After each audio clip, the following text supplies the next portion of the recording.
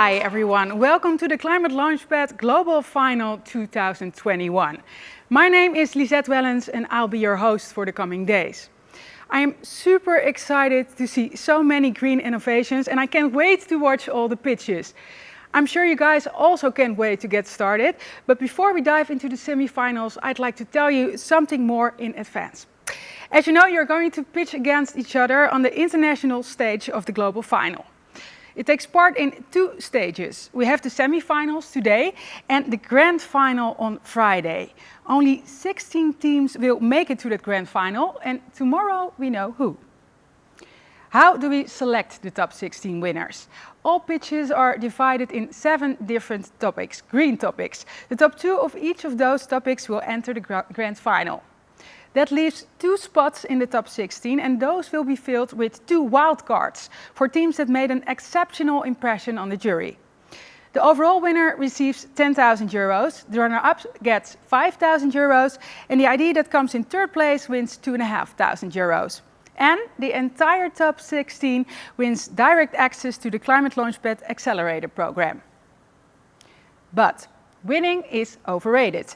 The real prize is that you get to build your business and find a customer that's willing to pay for your product. Climate Launchpad helps you just do that. Now, let's get this party started and let me begin by welcome the one and only woman leading Climate Launchpad to the stage, Emily Bronsing. Hi, welcome. Nice to see you. Welcome. Nice. Hi. Welcome everybody here on the 8th edition of the Climate Launchpad program this year. And a special welcome, of course, to all our entrepreneurs, the national leads, the trainers, of course, the moderators, and all the 28 jury members that will be involved today. Yeah, for selecting the best top 16. Yeah. So very excited. Yeah, I have some questions for you. Let's start with something about the competition. What's it like this year? This year we started the program in March, April. We received more than 2,150 applications in more than 55 countries. Wow. And out of those 2,000, more or less 2,000 applications, we selected 900 teams that went through all the different boot camps, 2-day boot camps, and afterwards they received follow-up sessions. And afterwards we trained them for the national final. And there they needed to pitch. And the top 3 of each national final was selected for the regional final. And out of those 6 regional finals we had, we selected the best 70 teams. And those teams will pitch their ideas today. Wow, it's a long way, and now they're here. It's a very long way. Yeah, it's a very long way. So we trained them well. So yeah, well, I'm very curious. The pitches will start right away. Do you have a last piece of advice for the teams? Yeah, that's more focused on the Q&A, I guess. Yeah, during the Q&A, my way, we train them well, so they know what to do. And I think, for them the best is to put all their energy and all their skills in it, and to wait a sec before they start answering the questions. First think, then talk. So, for example, yeah. Okay.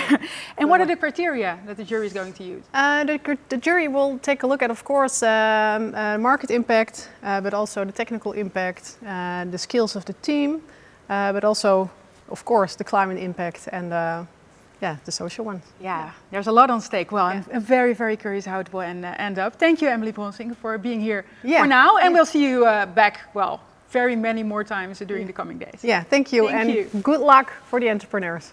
Thanks. Yeah, in a matter of moments now, all participating teams will go into their own pitching room by using a Zoom link. Teams, if you haven't done so already, please go into your rooms right now. And you will not be able to watch the pitches live today, but they will all be made available to watch on our website from tomorrow on. Also tomorrow is day 2 of our global final when we pick up this live stream at noon CEST. Former Climate Launchpad participants will then tell their stories about, how did they get so successful, but also what didn't go that well during their journeys. Yeah, and it's very exciting because we will also announce the top 16 who get to pitch in the grand final on Friday. All right, enough said. Teams, are you ready for some serious pitching? Are the room bosses and moderators ready? And also members of the jury, are you ready? The Climate Launchpad Global Final 2021 is now officially open. Good luck and break a leg. So, without further ado, allow me at this point to introduce you to our jury members. All right. So I will ask our jury members to introduce themselves, and I will ask them so that we may know them, what they do, and we'll just give them a few minutes. The first one, we will start with Katie and then Delia, and then Mr. Laurent will go in, and finally we will have Stephanie. So our jury members, starting with Katie. Katie, would you kindly unmute your mic, tell us a little bit about yourself, and say hi to our participants. And we'll just give you a minute to do that, and then we proceed. Welcome. Hi, everybody. Thank you so much for allowing me to be part of your jury. My name is Katie, and I work for Google. I've been there for around 7 years, and at Google, I work in our finance team and have also initiated the EMEA sustainability team, which has a remit across internal operations like Google's buildings and power supplies, as well as bringing Google's products externally to help people make more sustainable choices, whether that's in their travel or their purchase decisions or anything else they might be searching for. I'm delighted to be here. It's lovely, and I'm really excited. Awesome. Thanks, Katie, and welcome. Nice to have you here. We go now to Delia. Delia, tell us a little bit about yourself, madam. Yes, thank you. So hi, everyone from Romania. My name is Delia. I'm an associate professor, PhD at the West University of Timișoara. Timișoara is in the western part of Romania, so we like to say that we're a bit different than the rest of the country. I also wear various hats apart from this one that covers, let's say, the educational area. I'm also an assessor for EU-funded projects at the Western Development Regional Agency. And I also write projects or offer consultancy for EU-funded projects. So it's a bit of a contradiction, let's say, to be in both spots, but it works, it seems to work. And I'm here due to the fact that for the last 7 years, I'm in charge of the university's partnership with the EIT Climate-KIC. So we had the possibility to find this beautiful family that is Climate-KIC with its projects and programs and all of the opportunities for brilliant ideas such as yours. It's my 5th time being a jury member during ClimateLaunchpad, and I'm excited to say that each year we had some follow-up of the participants, not only of the winners, so we had the opportunity to see how all of them evolved. Which is why I'm telling you all to have lots of fun presenting. Don't be, let's say, discouraged if you are not amongst the first 3 that come out from this panel, because just being here is already a great opportunity for your further work. That's it from me, and I'm excited to hear all of your brilliant ideas. Thank you. Awesome. Thank you, Delia. Happy to have you here. All right, so we go to Laurent. Laurent, talk to us, sir. Hi everyone. I'm very happy to be there. Super excited to be part of the jury. So I come from a very small island in the Indian Ocean called Mauritius, little paradise in the Indian Ocean. I work for an organization called IBL, and I work for IBL Link inside IBL, which is the venture capital arm of this organization. So basically, we are currently creating our first fund, and we will invest in early stage startups in East and South Africa in the tech sector. And yeah, so have fun, guys. Enjoy yourself, and make sure you give us the best pitch ever. And I'm not putting pressure, but enjoy. Cheers. Yeah, no pressure, have fun. That's what he said. All righty, and now we go to Stephanie. Stephanie, how are you? Talk to us. Hi, thank you. Good to be here. I'm Stephanie, based in Zurich, Switzerland, where I work for UBS. I'm working for the bank's corporate philanthropy department, where I'm leading the global philanthropist community. So that's really a community of roughly 300 ultra high net worth clients, and I'm helping them to get together to connect so that really they can shape the world that they want to see. This is, I believe, my 4th or 5th session with the CLP, and I'm very excited to be hearing your pitches. Excellent. So ladies and gentlemen, startups, those are our 4 jury members. So our work is to have fun, present well, and I think also be confident and impress them. I think that's it, right? Okay, so please. Yeah, now before we go into the pitching order, I would want all of us to put our screens back on. You know, the fact that we are here on the semifinals, there's one thing that we normally don't do, and that is to clap for ourselves. I want each one of us who are here, the 10 of us, to appreciate ourselves. Okay, so let's put our screen. Can I see all of us? Yeah, so at this point, before we call our, I want all of us to clap for ourselves. All right, so let's do that. Are we here? So you've done very well. You've done very well. So congratulations to each one of us. So everyone, Miguel, I'm waiting for you. Deborah, I'm waiting for you. Nuno, I'm waiting for you. Hendrik, where are you? And yeah, are we there? Are we there? Are we there? All right. Oh, yeah. We're there. So unmute and we clap. Unmute and we clap up for ourselves. 1, 2, 3. Unmute. We are actually making noise. Well done. All righty. Now let's go back.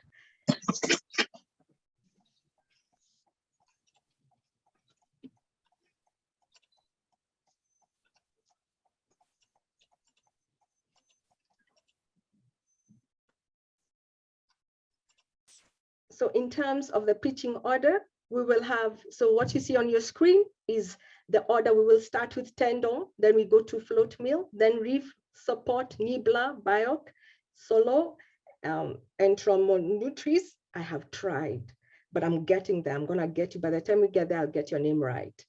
And then we go to Kiapembe Energy, Angowaste will be our 9th, and then we call EcoDigInsect, all right? All right, so those are the pitches that we will listen to. So now I want us to get started. Tendon, are you ready? Team Tendon, Ready. Are you ready? Are you also ready that immediately after your presentation, the judges will listen? You'll be ready for the questions? Yeah. Yeah, ready. Yeah. Fantastic.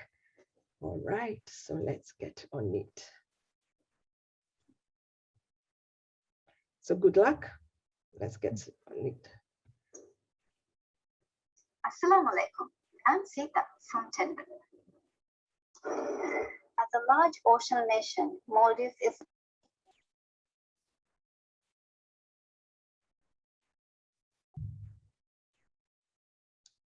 Can't hear. Sorry. Oh no. Okay, let's do this again. Not to worry, not to worry. We'll do this.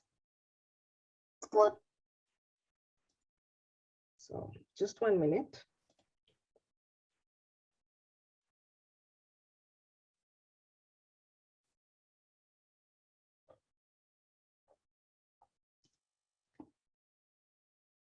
Don't you worry, I got this, guys. I got this.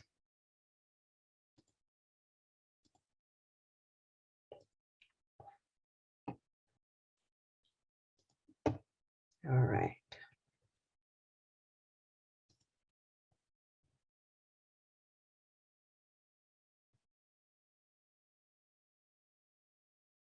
Oops.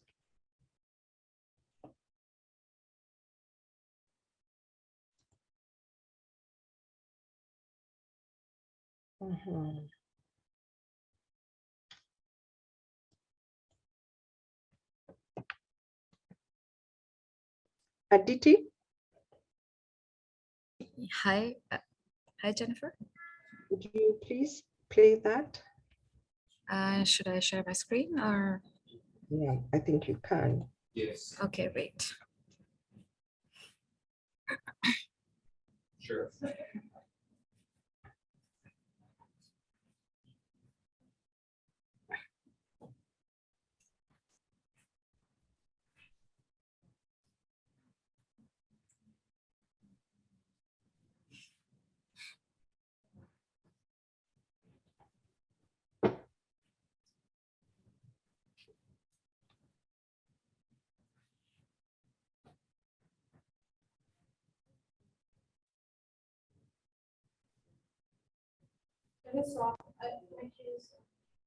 Can everybody see my screen?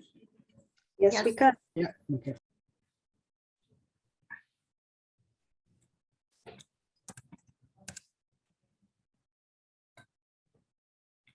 Sorry, I would like to confirm, can everybody hear the video? Yeah, Aditi, we are good. That was good. Sorry.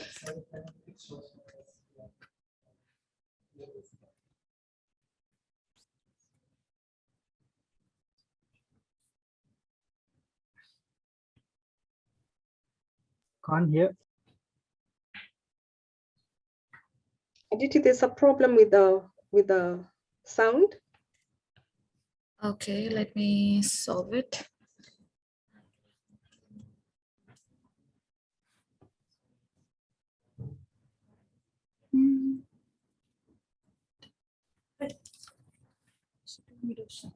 Screen. There's a problem. Sorry. There's a problem with the sound. I can't make the system sound because her thing wasn't working, so I shared my screen. All right. Yes, but it doesn't. Oh, yeah, that's why I said. So stop my share. New share. Yeah. New share. Click, yeah, stop share. And Aditi, then share sound. And then share it. Share your yeah, that one. And then share. Yeah. So now it should be working. Did you do that before? Okay. Okay, now it should be working. I'm so sorry for the glitch. No worries, no worries. Assalamu alaikum. I'm Sita from Tendon. As a large ocean nation, Maldives is vulnerable to wave surges and sea level rise, making coastal protection a necessity. Maldives has among the highest costs for power generation in South Asia. Tendon intends to provide a solution to address these issues. Our deal is to sell wave energy through power purchase agreements to Stelco, a state-owned electric company, at 10 cents per kilowatt-hour. Our beachhead market is Greater Mali region with an annual revenue of over 60 million. The total available market is over 160 million and is growing at 5% per annum. Priced at 10 cents, in the fifth year saves 20 million. Stelco saves 33% of the cost, while subsidized 50% of the actual production cost by the government is also saved. Our product technology, having unidirectional airflow, allows simpler and cheaper turbine, and since all moving parts are above water, allows easier and cheaper maintenance.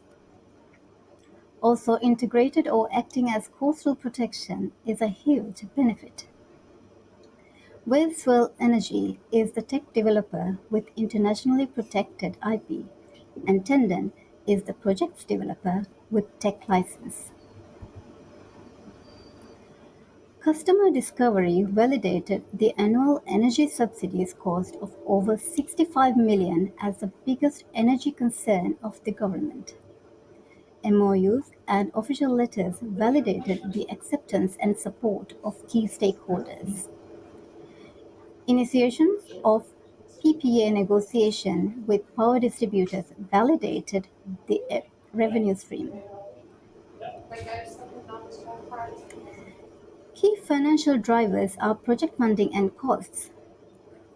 Tech has the potential to reach levelized cost of 10 cents when 50 megawatt is installed globally, which can be accelerated by cost sharing with coastal protection projects. With installed capacity of 50 megawatt, we project a net income of 6 million in the fifth year. In the total life cycle of a wave energy unit, we can permanently reduce carbon emission by 90%. When compared with diesel, this amounts to a saving of over 24,000 tons of greenhouse gas emission per year.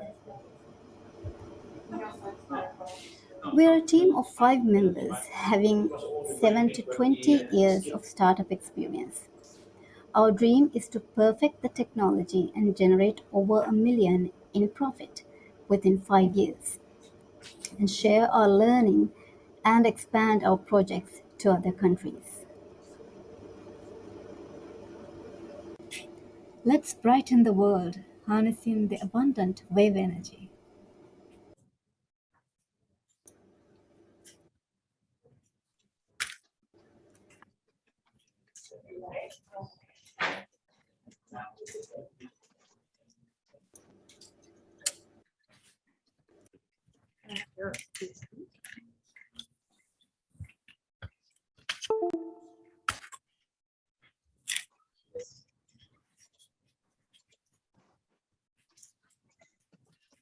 All right, so I thank you, Team Tendon.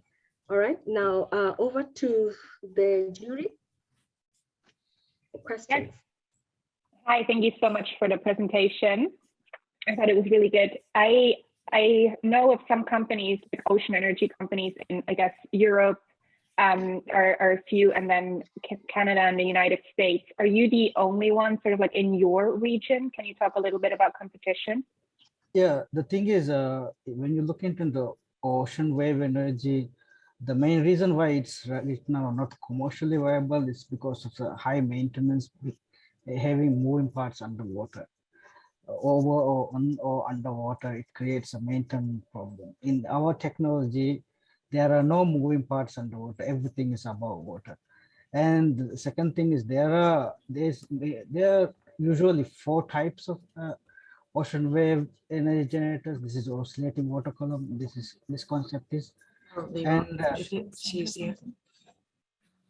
the difference is usually in oscillating water column technologies, the turbine, they try to spin it to both sides. When the wave comes and goes, they try to spin it both sides. In our technology, it only spins on one side. That's what we have patented actually, and that's the advantages, and it has increased the efficiency by 15%. And she has the videos. Have I answered the question? Yeah. If I can address another question, which requires a short answer, so that all of the jury members can address a question. No, there's some. When do you think that your technology will be market ready? In 1 year, 2 years, 5 years, or what is the estimation? Well, short recently, answer. Yeah, it's ready now. Well, Commonwealth Science and Industry Research, they have recently on October 15th, they produced a paper based on the technology, and they indicated that from a technological index, it's at 9. From a commercial index, it's 2. That means we are ready for smaller projects. Okay, so basically it's ready, but you just need some commercial, let's say, marketing or stuff like that. Okay. Well, we have one unit. Yeah, it's fine. Thanks. Yeah. Quick question for me, please. I understand that you guys you don't own the IP, and you're using WSC's tech. And if it's really the case, what's the relationship with them? How is this partnership? Well, actually, we protected? we own a share in we have been offered a share in WSC. That's one part of it, and we have been licensed to use it here in Maldives and elsewhere. I mean, we have a very good relationship with them. And Tom, who is the chief, and he's among our team. Thank you. Sorry, what did you say was the job potential for this? As in, how many jobs will be created from this? Well, we are per unit minimum will be per megawatt 5 jobs. That's a very low estimate, but we can do better than that. But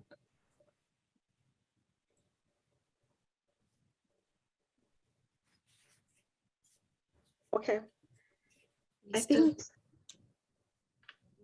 we still have 2 minutes and 45 seconds if anybody else has a question. Hello, I have a question if that's okay. I just wondered if you could, I'm so sorry, I think I missed this in one of the slides. Could you run me through the economics, please, a little bit? Should I share it or? If you're able to, yes, please. Yeah, With our moderators.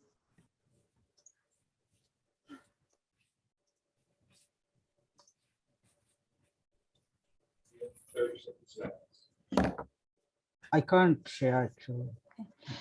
Is this, are you, when do you think you are going to break even? Will you break even? What is this financial shape? Well, yeah, the report from CSIR, it states that when we'll be able to reach a levelized cost of like 5 cents when we reach 2,500 units.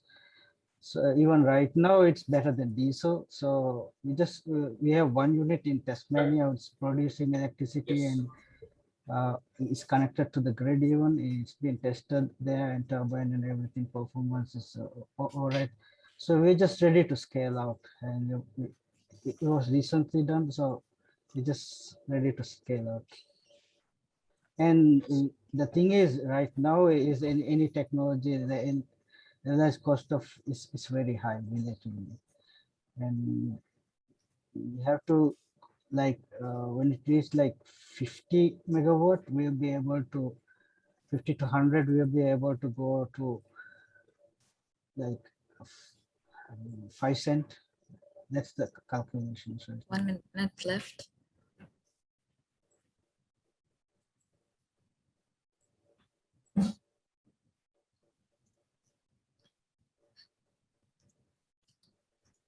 Yeah, so we had only 1 minute left. Is there any other question? Yeah.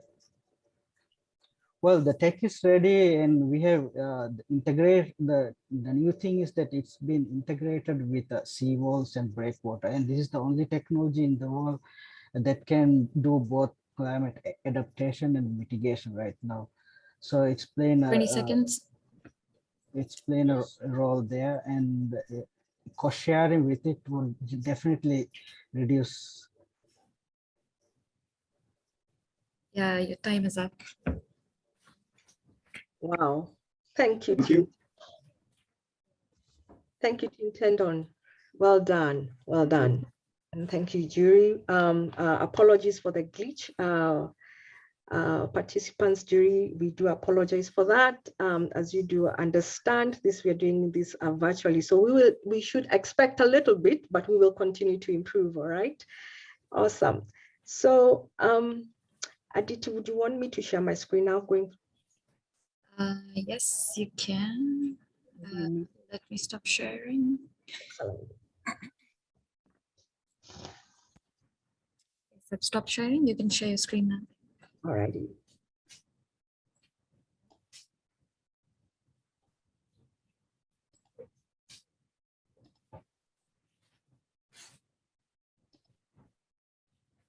Okay, so thank you.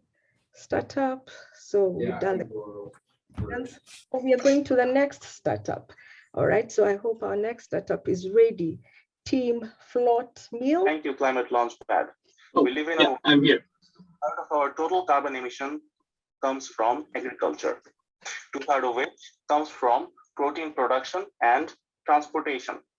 Protein is an essential nutrient for mankind. We need it for our survival, but we also need to reduce the carbon footprint from protein production. How can we do that? Introducing Floatmeal's model for on-site and on-demand protein production.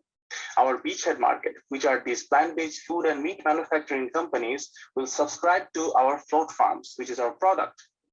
These float farms will be situated right next to these plant-based food factories, where in vertical trays, we will grow duckweed wolffia, an aquatic plant containing 40% of protein and regarded as a superfood.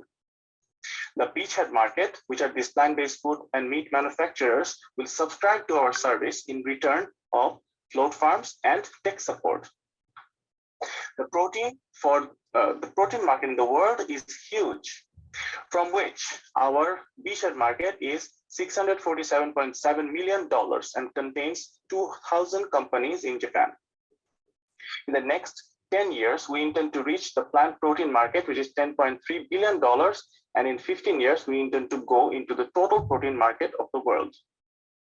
Our customers need an efficient supply chain. They require reduced production costs and increased market discovery.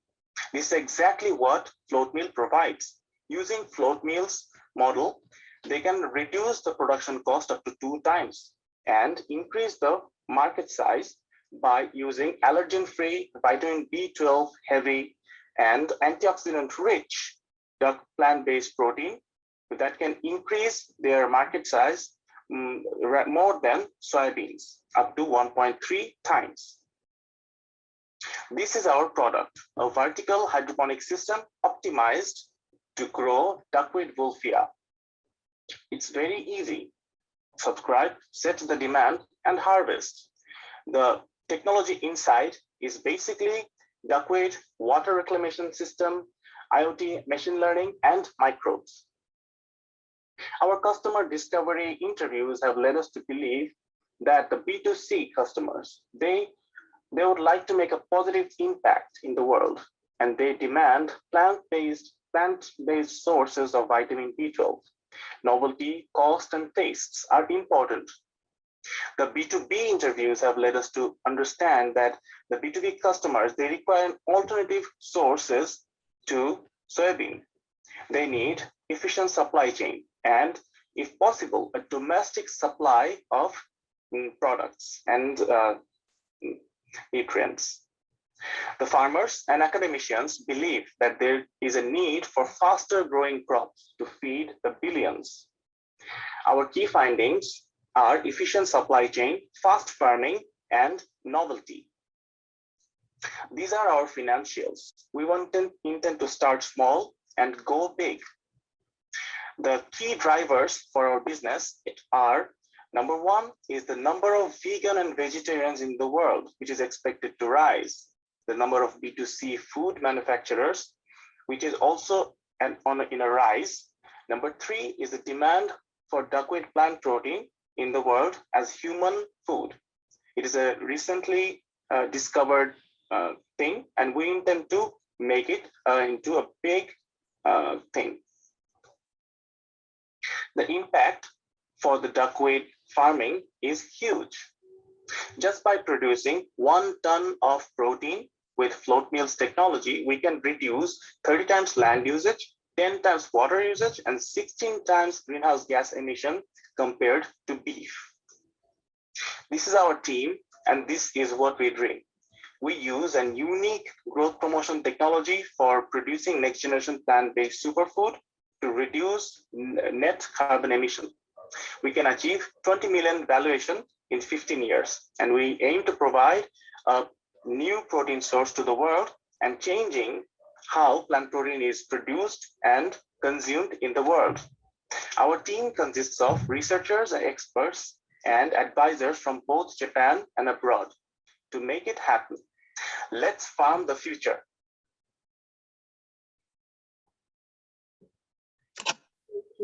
Thank you very much, team Floatmeal. Over now to our team of jury for your questions. You have 5 minutes, and after the minutes, our Anditi will tell us when to stop. Okay, over to you.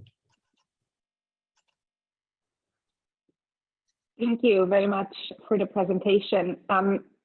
I had a question around customers, as in, I know you said that customers are looking for an alternative and that they want to have an impact, but are consumers generally like positive towards duckweed in particular as a human food? Do you have any insights there? Yeah, so in worldwide, there are some companies that are producing duckweed food like energy drinks or protein shakes. In Japan, it's very new. Right now in Japan, it's not regarded as a crop yet. And we're still working on making it a crop.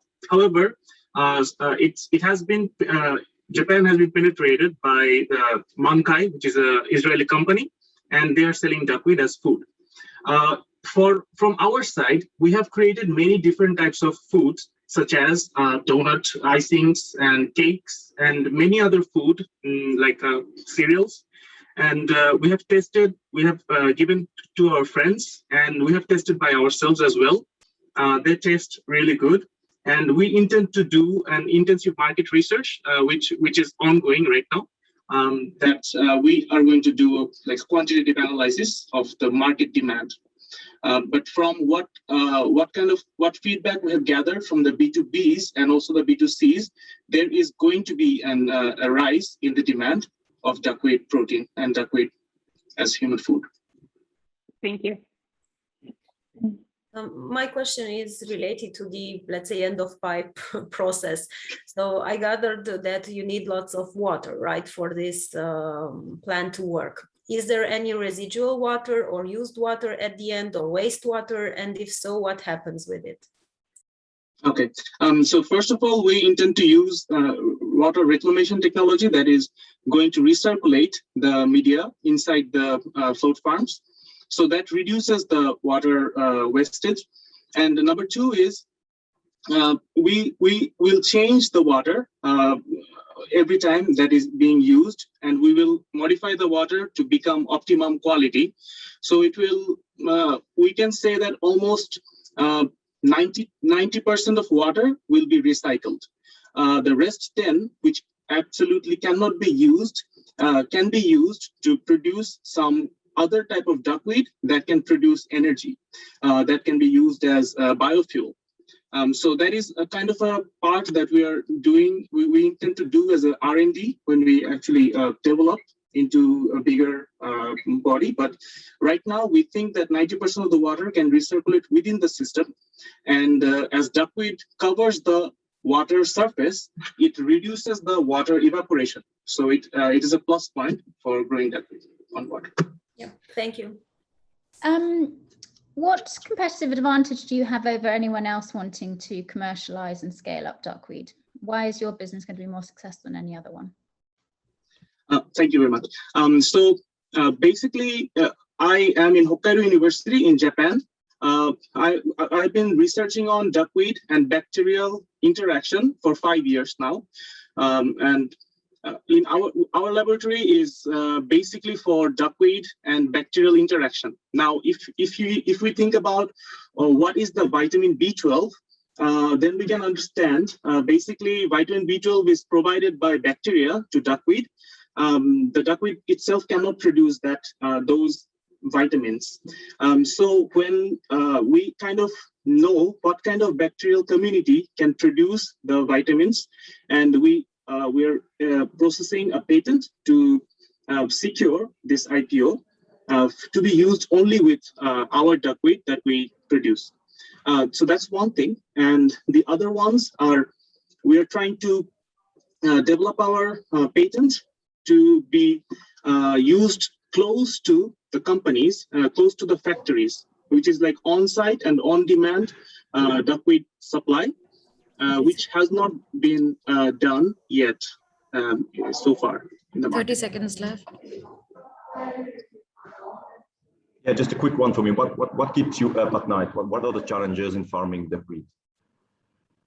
There are a few challenges that we're dealing with right now. First is the duckweed needs to be clean, and depending on what kind of quality we want, there can be algae that can grow with it. So we're developing technologies to grow the duckweed without any kind of algal contamination and bacterial contamination. So if the client wants fresh duckweed, absolutely sterile and uncontaminated, then it will be a bit costly than what we expected. However, if there's a post-processing involved, it can be a very fresh and good quality duckweed without any bacterial contamination. But that will change the final product. So depending on the client and the product they want to make, the duckweed's quality will vary. So that's what we are working on. Thank you. Thank you very much, Sajad. That was awesome. Thank you for your presentation. At this time, I want to give our jury just maybe 2 minutes to put your notes together, and then we go to the next startup. So 2 minutes for the judges, and then we will come back. Let's give them just 2 minutes.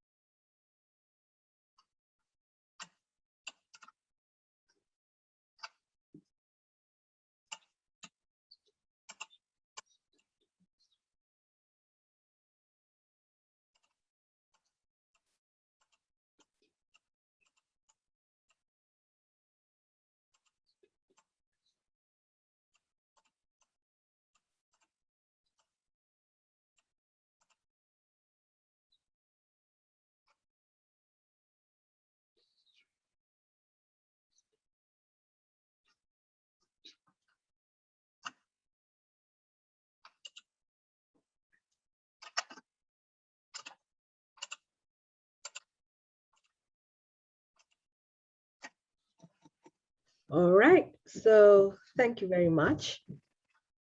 Ready now for our third presentation for today's semifinals in the next big thing.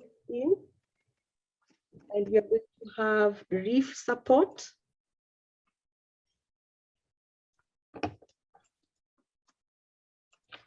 Okay. Reef Hi Support. there, thank you very much for being with us here today. My name is Marcel and I'm the CEO and co-founder of Reef Support. At Reef Support, we build software to spout our oceans in the hope that we can enhance marine biodiversity and strengthen the blue economy. Over the last 30 years, we've already lost half of our coral reefs worldwide. And although it supports over 1 billion people in food, tourism, and coastal protection, we see that not enough monitoring and protection guidelines and efforts are in place to protect this natural resource. So that is why Reef Support is here to play the role that we need to. So what is the deal? We provide users in reef monitoring a service where they upload their data collection. They are allowed to select models that are specific to their purpose. And through our integrated platform, we return to them the scientific results that they need for regular and standardized reef monitoring. In terms of the market, the total available market is about 10,000 entities around the world in reef and fisheries management.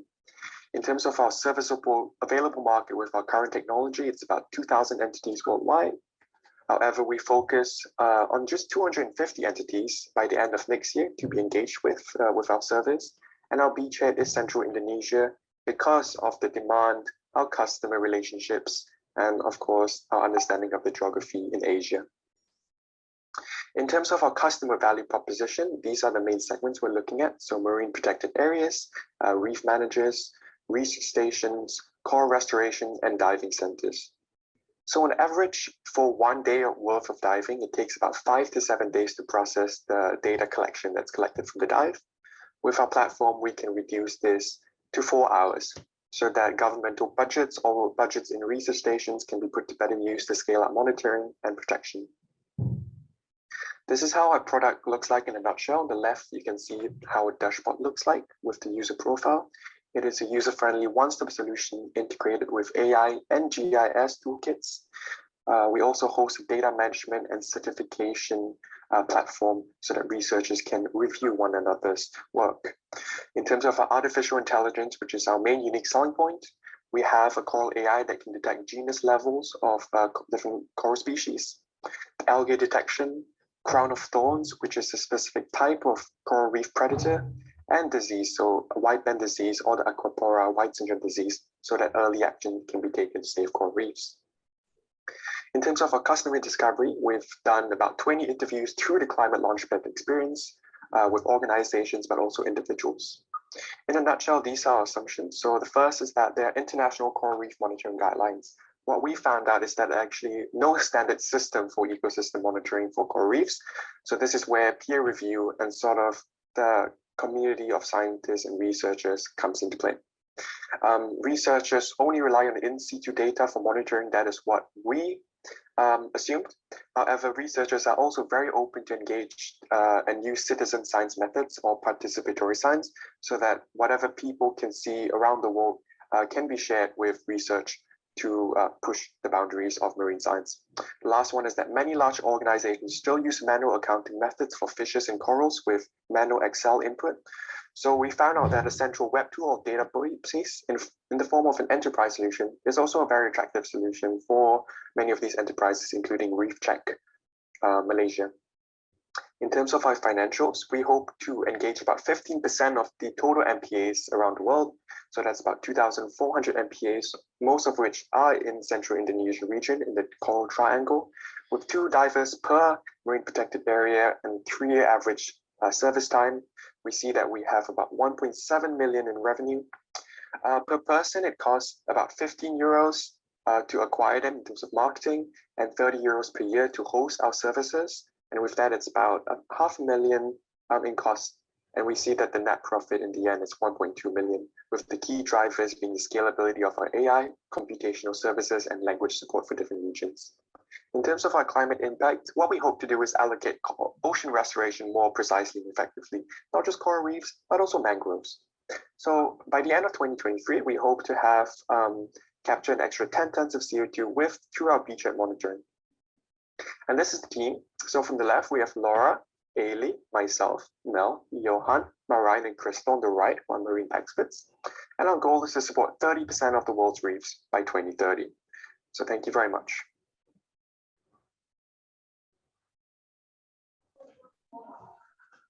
Awesome. Hi there. Thank you. Thank you. Well done. It seems that you have quite an advanced MVP here. I just want to have a quick word about the AI machine learning algorithm. How do you handle the initial stage training of the model? Yeah, hi, Lauren. That's a very good question.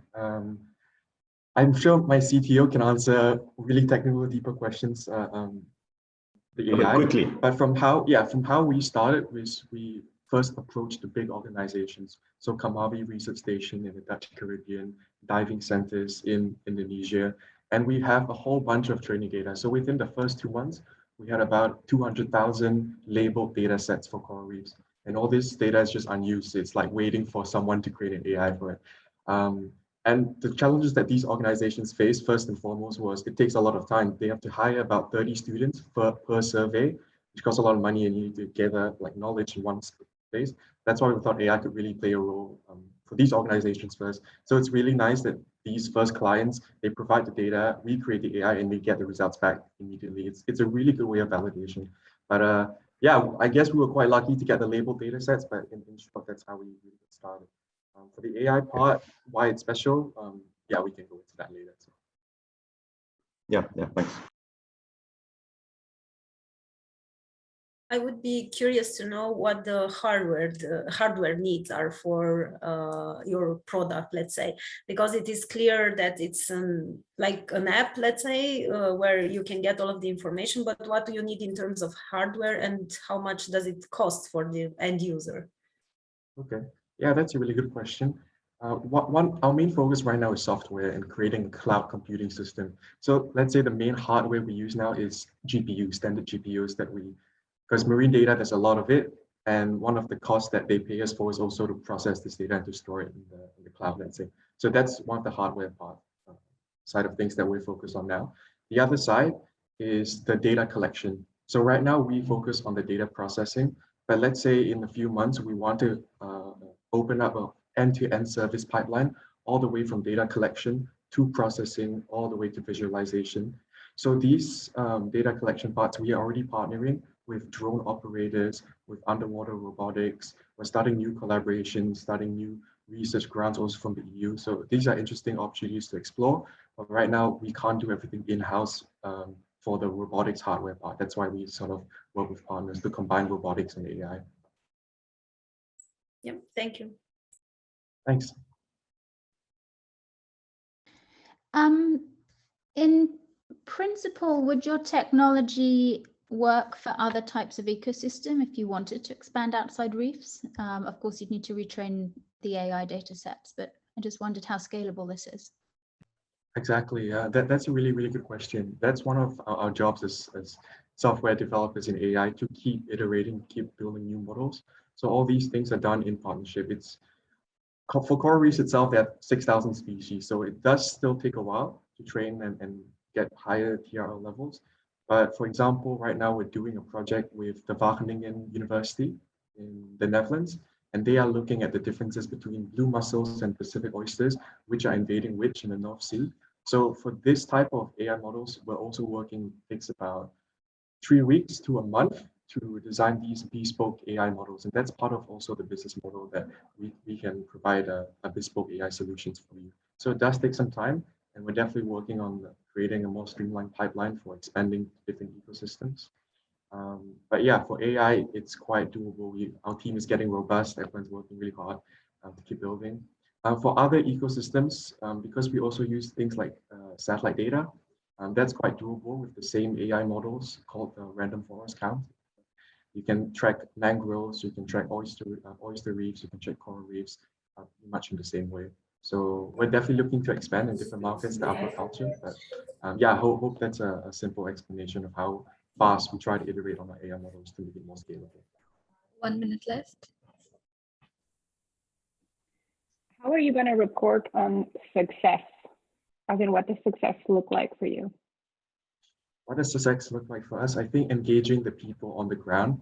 The more users we have, that's the software lingo, but the more users means more people.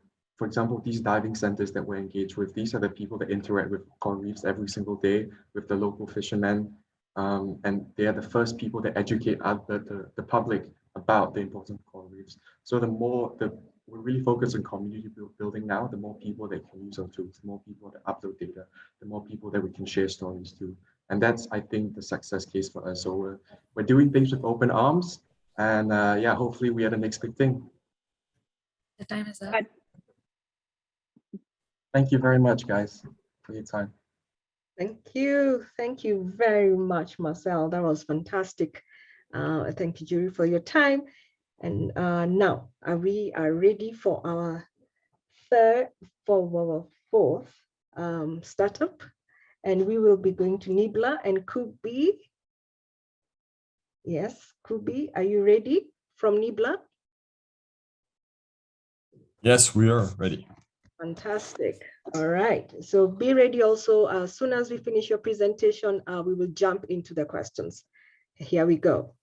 Good morning, everyone. I'm Isabella, and today I'm here with Guilherme and Ana Paula to present Nibbler, a machine we developed to create tomorrow's objects out of today's trash. Our deal is twofold. We'll first sell our appliance to waste handlers for $2,000, and then we'll also provide a monthly subscription for the resin used by the machine for $20 per kilogram of resin. And currently we work on a B2B model, selling our product directly to waste cooperatives. And waste cooperatives are autonomous associations of waste pickers that jointly own an enterprise to collect, separate, and sell waste to recyclers. So in Brazil alone, there are approximately 2,000 waste cooperative companies and 600,000 waste pickers that collect trash every month. We initially planned on targeting these waste handlers as our beachhead market, but this is only the beginning.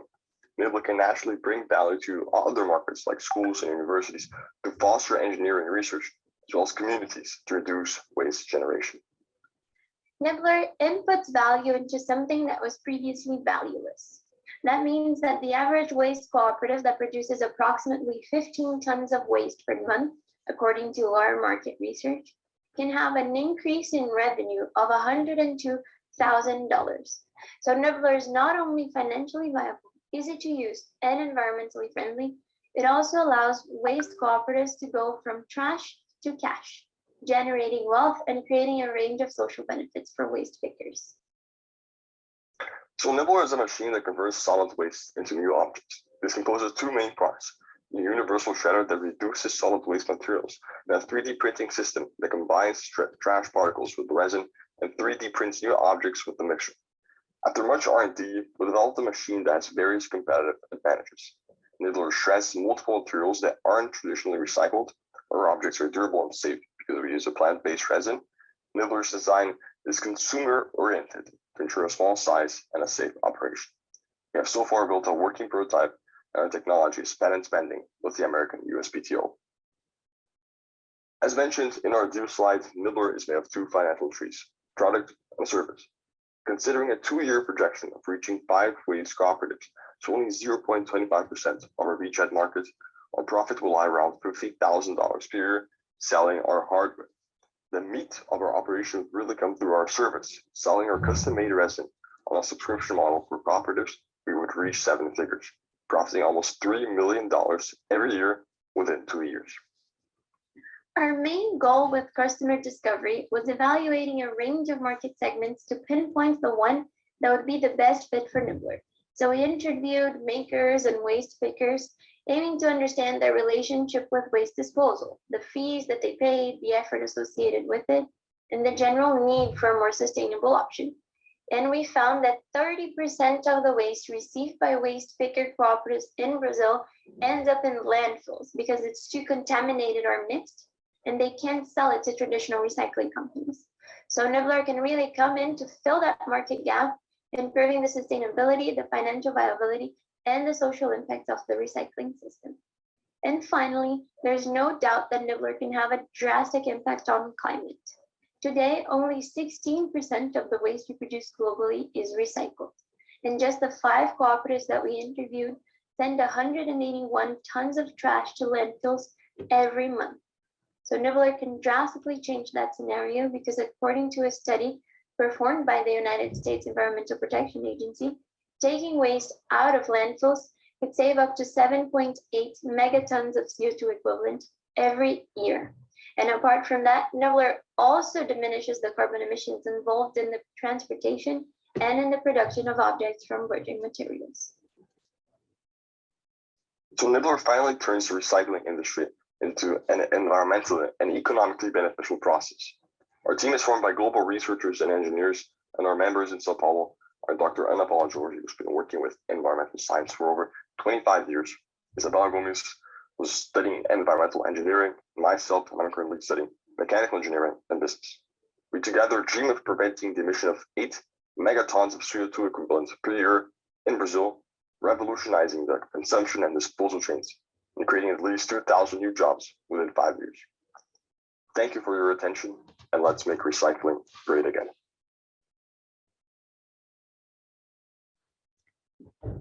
Excellent. Thank you to Nibbler for that presentation. All right. Judges, over to you.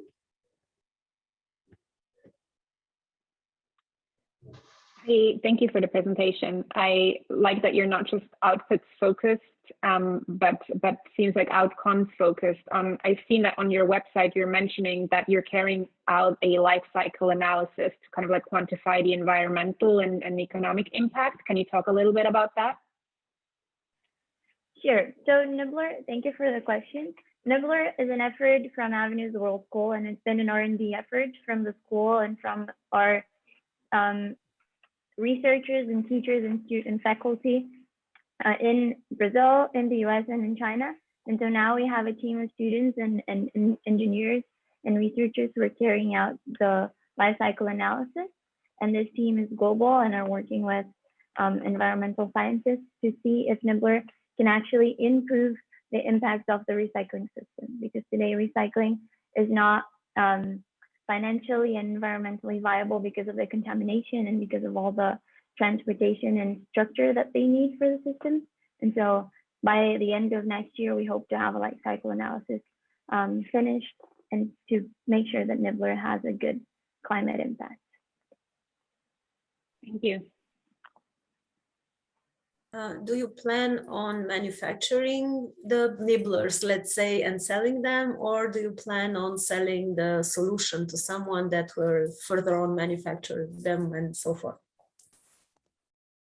I guess these are two very valid options, but we do intend to manufacture Nibbler ourselves. So our initial plan is to manufacture 90 units of nibblers, let's say, in a period of 1 year or 1 year and a half. And then bring these nibblers to market, focusing on our beachhead market of waste cooperative companies. And yeah, so this is our initial plan: 90 units in a period of 1 year for waste cooperative companies. Great, thanks. Will they be willing to pay the price? Yes, that's a great question, and they would be willing to pay the price, and we have validated the price with waste cooperatives very actively. So first of all, the payback they would have would be just 1 month. So they would generate in profit the same amount of money needed to buy a nibbler in the period of 1 month. And there are two possible, let's say, segments for subsidies for them to purchase more than 1 unit of nibblers. The first subsidy is from the private sector. So currently in Brazil, companies like Kellogg's are actually taxed for the waste that they produce and ends up in public landfills. So by not having their waste end up in landfills, they could subsidize the purchase of nibblers for waste cooperatives to avoid to avoid having their products end up in landfills. And there's also the subsidy from the public sector. So the city of Sao Paulo in Brazil spends yearly 1 billion reais, which approximates to, let's say, $200 million, just to maintain public landfills. So this is the sort of the amount that they could save by not having to maintain landfills in the first place if there were nibblers in waste cooperatives, avoiding the production of new trash. Thank you.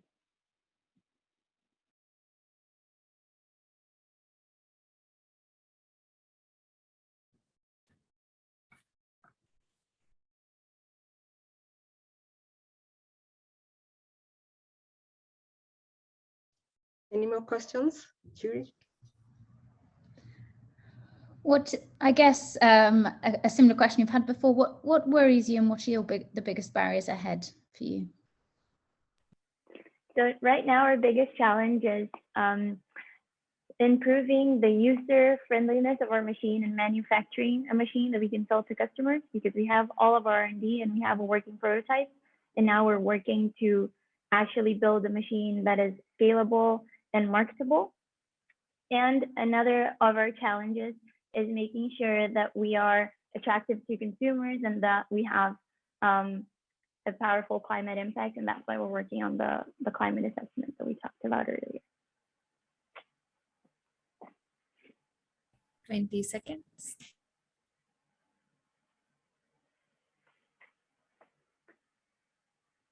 Well, in this end, I would just like to thank all the jury and thank the ClimateLaunchpad for the opportunity. Thank you very much. Thank you. I think at this point, I'll give our jury 2 minutes to just consolidate your results and just put them down. And then in 2 minutes time, we come back for our 5th presentation from Team Bioc. And we will have Konashuk who will be presenting. So 2 minutes to the jury.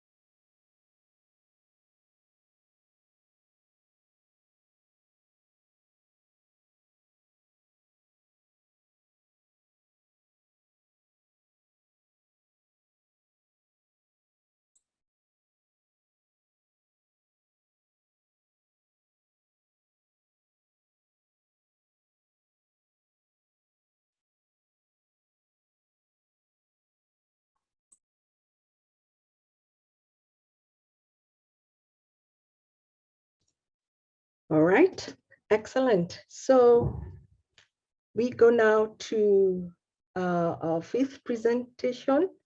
And I see it's from Bioc. Team Bioc, are you ready? Yes.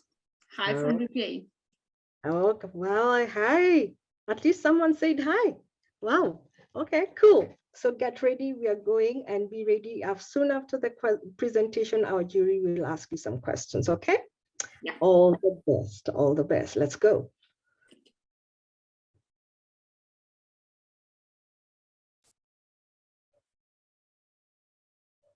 Our planet and our country are in danger of enormous waste pollution. Most of this waste is plastic things that serve us just a few minutes and decompose for centuries. Plastic particles are already present in our food and drinks. These particles are even in us. I'm Katerina Konashuk, and I'm glad to present you a solution to this problem. Bioc, an innovative project of the biopolymer granule production from a corn starch. Biopolymer Bioc that decomposes in natural environment can be used as a raw material for the production of disposable plastics instead of the usual plastic granules at a price of $3,200 per ton. Just 3 months ago, the president of Ukraine signed a bill banning plastic bags starting from January 1, 2022. That means that the whole beachhead market with nearly 130 plastic packaging plants in Ukraine with a total capacity of 42,000 tons per year should switch from plastic to bioplastic production. They should change or die, following the example of the European market, which now is more than 25 times bigger. Bioc is planned to be the first local production of bioplastics in Ukraine, and our customer value proposition is based originally on marginal improvement. Currently, we are about 15% cheaper than imported analogs that save nearly $400 per ton to our customers. In comparison, we have significant cost savings on raw materials, logistics, local labor, and high starch content technology. Bioc competitive advantage from analogs is the increased starch content of 50 to 70% compared to the similar biopolymers, which contain only 30 to 40% of starch. Starch, in fact, is the cheapest component of granules. At the same time, Bioc belongs to the group of starch polymers that are bio-based and biodegradable. The biodegradation time of biogranules depends on the level of starch copolymerization and can vary for different types of granules. What is more, Bioc technology of nanopolymerization allows to bind starch at a molecular level and obtain bioplastic with a high physical and mechanical properties. We already know from customers after testing of granules that equipment used for plastics could be easily shifted to bioplastic granules with a minimal adjustment of production processes. Interviews with more than 30 plastic bag manufacturers verified us the convenience of a small package weighing at least 50 kilograms and their preferences, but not the requirement for European certification of bioplastics. For example, the Austrian tooth, OK Home Compost and OK Industrial Compost. Storage condition appeared to be the real bottleneck for most of our interviewers in terms of lack of humidity and temperature control, and as a rule, shortage of stocks. The financials of the project on the third year look quite convincing due to effective cost made, competitive net price, and significant market volume. The forecasted profitability is more than 30% per product unit with 64% coverage of the local market of plastic bag production. Climate impact of bioplastics in land, water, and global warming potential differs depending on bioplastic types. The latest comparative research provided in 2020 by the Institute for Bioplastics and Biocomposites demonstrates that starch polymers like Bioc ensure better environmental footprint compared to analogs, especially when talking about land and water usage. Our versatile team has over 20 years of experience in the study of polymers and biopolymers, 30 years of experience in industrial production, 15 years of project management experience, as well as a number of patented products and technologies. Today, we are one step closer to our dreams, which are as follows: to create an innovative, environmental friendly and effective integral complex of bioplastic production. to achieve 100 million valuation by 2025, to keep the comfort of using disposables now from bioplastic and prevent pollution. Bioc is the next big thing for Ukraine and for the world. Let's prevent the plastic pandemic together. Thank you.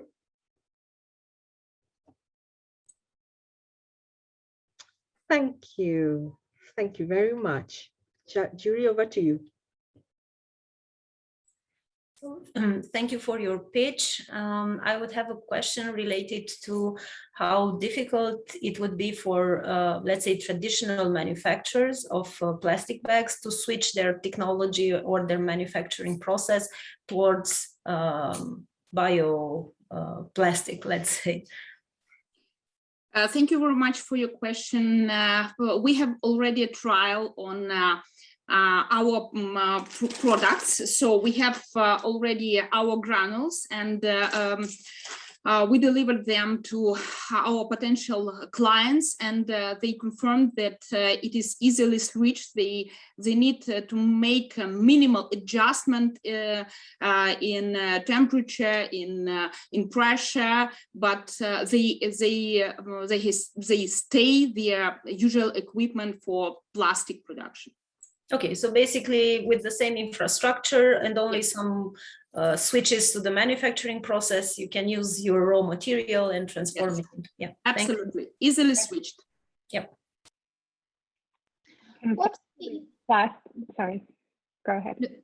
Oh, sort of just picking up on the last question, I guess I'm sort of interested a little bit in like the purchasing decisions. So your customers presumably already have lots of existing relationships. How much is the relationship important to actually getting those sales? So even if your product is 15% cheaper, if you don't have the relationships with your customers, is that a barrier? And how do you mitigate that and scale? That's a question that they should change their production from plastic to bioplastic. As of now, there is no production of bioplastics in Ukraine. So they imported just their minimal portions of bioplastic granules just to check on their production, because our law prohibited of plastic bags started to the power only from the 1st of January 2022. So now, unfortunately, our market overloaded with plastic bags. They are degraded for centuries in the environment. So from the 1st of January, they should change for bioplastics. That is why that is absolutely new relationships, and we plan to be the first one production of bioplastics in Ukraine. All others will be imported from another countries. Do I answer your question? So they will have no possibility to buy plastic for the production. Yeah, I guess I'm just wondering how they will discover you versus a really big company with a well-known brand name where maybe they're already buying plastics from them, and the big company says, oh, now we have a bioplastic, switch to this. Like how it's more about your marketing and getting out. That's a question of marketing. We have already the whole list of the local producers, and we have contacted very close to 30 or more than 30 already. And further, as with our pilot production capacities, as we grow up, or we will contact it to everyone in Ukraine and hope further to go abroad. If whole of Ukraine were now to switch to bioplastics because of this law, can you guarantee enough supply? No. If we make the full integral complex as we plan for 30,000 tons per year, it will cover only 64% on the second year of the total demand of Ukraine. So on the first stages, they will need to buy some from outside, from abroad. So we hope in future to to show the advantages of our local production, not only because it's cheaper, however, it's also have much more contact of natural parts like cornstarch and also PLA, polylactic acid, which is also the product from corn. So in future we hope to increase our production even more. So only 30 seconds left. Thank you.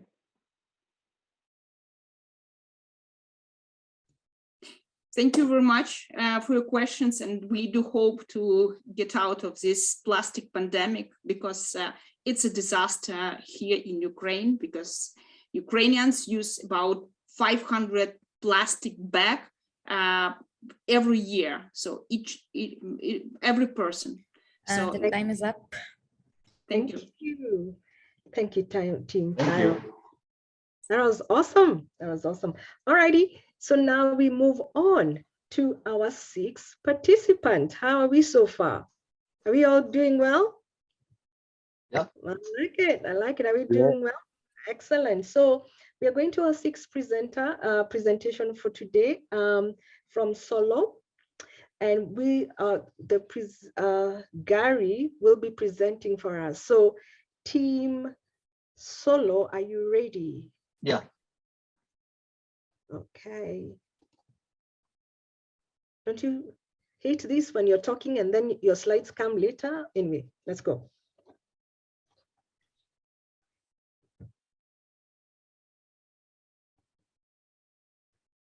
Hi, my name is Gary and I'm CTO of SolOr.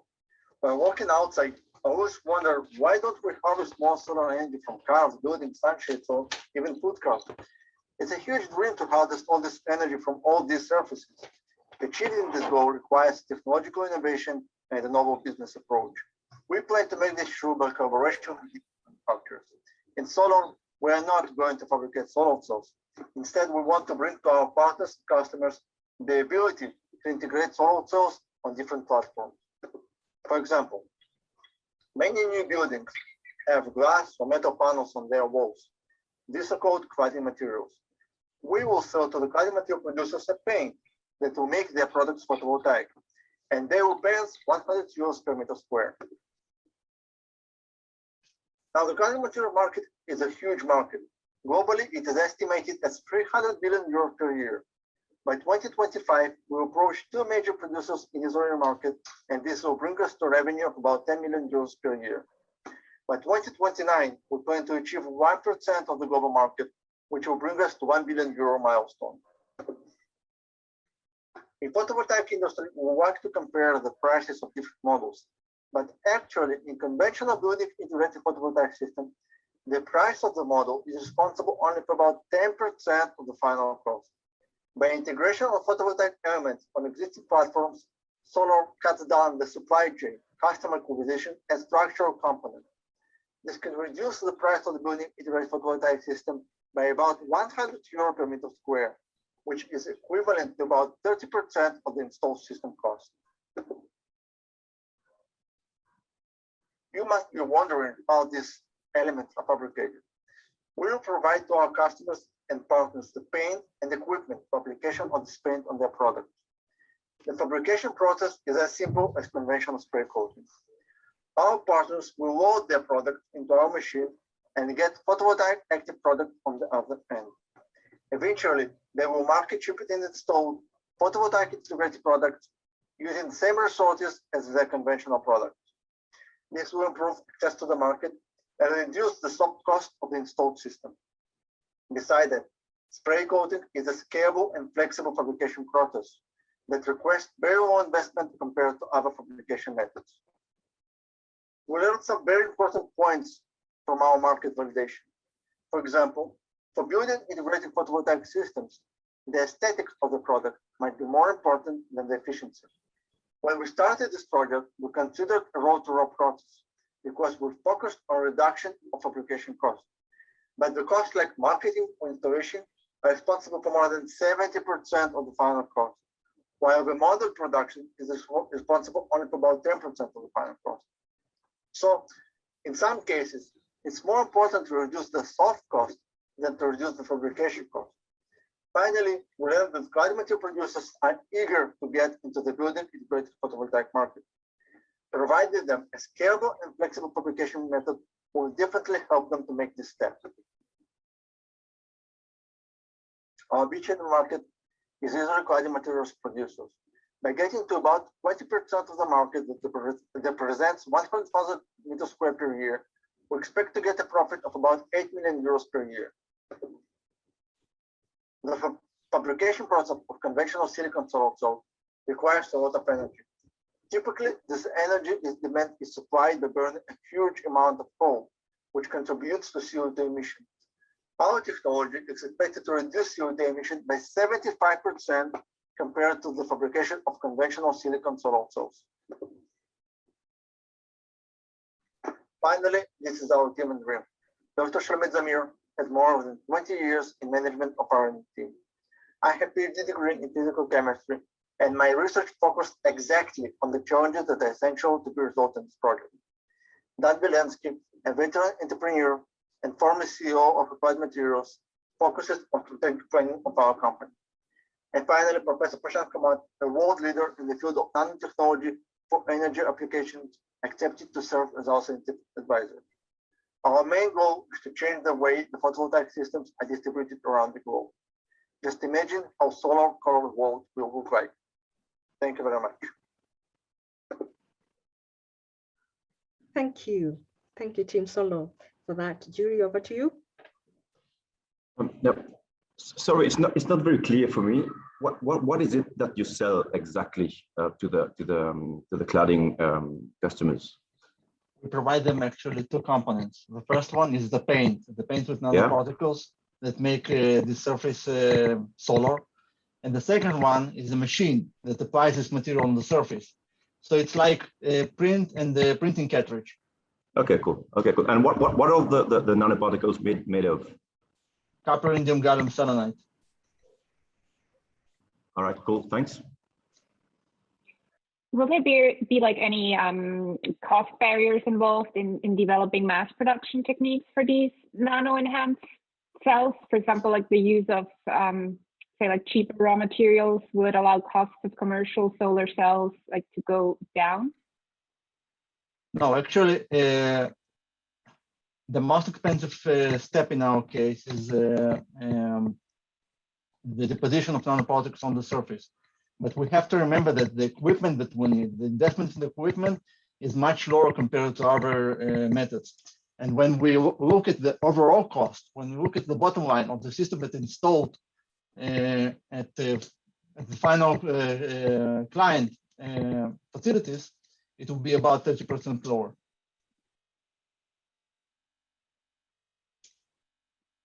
Thank you. I would be curious to know what is the life expectancy of your product? Well, copper, indium, gallium selenide is a very stable material, and we expect that these solar cells will be stable for about 20 to 25 years. Okay, thank you.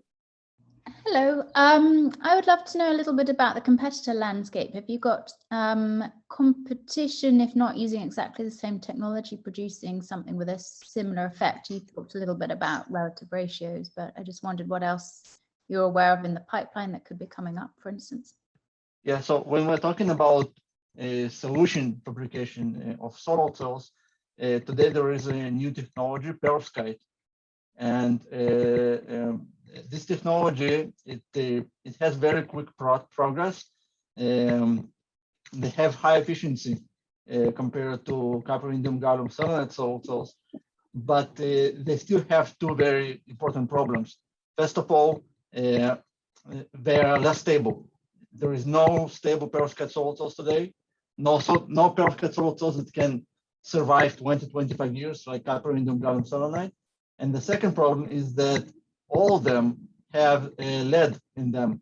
So including lead in this product will limit the distribution on different platforms like building integrated photovoltaics, because we will not wish to use materials with lead on them. And today in the European Union, there are very strict regulations on use of lead and cadmium in home appliances and anything that is connected to houses.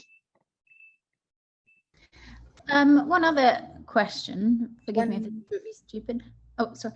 I'm sitting in cold, wet, rainy London. Does this improve the ability or the effectiveness in cloudy conditions? Because I guess I'm sort of thinking about when there is the greatest demand for energy versus the supply, and if this is if this can really increase supply when demand is highest in a country like this, that would be very valuable. Yeah. So generally speaking about partial shadow on solar panels. So when you use regular silicon solar panels, if you have a shadow on about 20% of the model will be completely shut off. And in our case, we will have some linear dependence, which means that if you have shadow on 20% of your model, you will lose 20% of the energy production. But in the case of silicon, by covering 20% of your model, you will go down to about 0. So from this point of view, copper, indium, gallium, xenon, solar cells are less prone, they're less sensitive to shadow effects.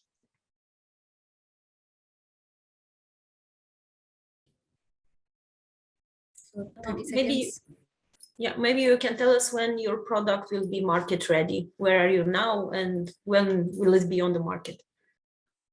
So we plan to get to a pilot fabrication facility by 2024, and by about a year or two after that, we'll have a pilot on a real building. We already have partners that are ready to participate in such an experiment, and we just have to complete the R&D process. Okay, thank you. Yeah, time's up. Oh, thank you very much. Yeah, you just answered when time was up. Perfect use of your 5 minutes. All righty. So thank you so much, SolOr. And now we are getting Fatima will be coming for our next presentation. Our next setup from Entomonutris. Sorry, yes. Fatima. Are you ready for us? You did it well. All righty. So that is Patrick, not Fatima. Clearly, yes, you're not exactly. All right, welcome, Patrick. And we Hi. are, okay, so let's go. Hi, my name is Patrick Lom. I'm co-founder of Entomonutris. I'm an entomologist, and I've been rearing insects for over 15 years to understand their behavior. So in nature, insects play a major role in the food chain because they help decompose organic matter, such as dead animals or dead plants, and recycle them into nutrients that could be later used to feed animals and plants. Our mission at Entomonutris is to reproduce the benefits insects bring to nature by developing technologies to mass produce the insects, to transform organic waste into proteins for animal nutrition, and into biofertilizers for agriculture. By 2050, there will be 2.5 billion more people on Earth to feed. We will need to increase our food production by 70% in a context where agricultural lands and oceans are already overexploited and degraded. We just need to find a more sustainable way to feed the world. Entomonutris one of the most important components in animal feed that accounts for almost 70% of total production costs. For that, we use black soldier flies. These insects have many advantages. They are packed with proteins and good fats. They have a very short life cycle, a high reproductive rate, and we can raise them into vertical farms. We can produce tons of them in a very we collect organic waste from agro-industries and food markets. We give them as food to the black soldier fly larvae. We harvest them and sell them either fresh or dried, or as protein meal to fish, poultry, and pet food industries.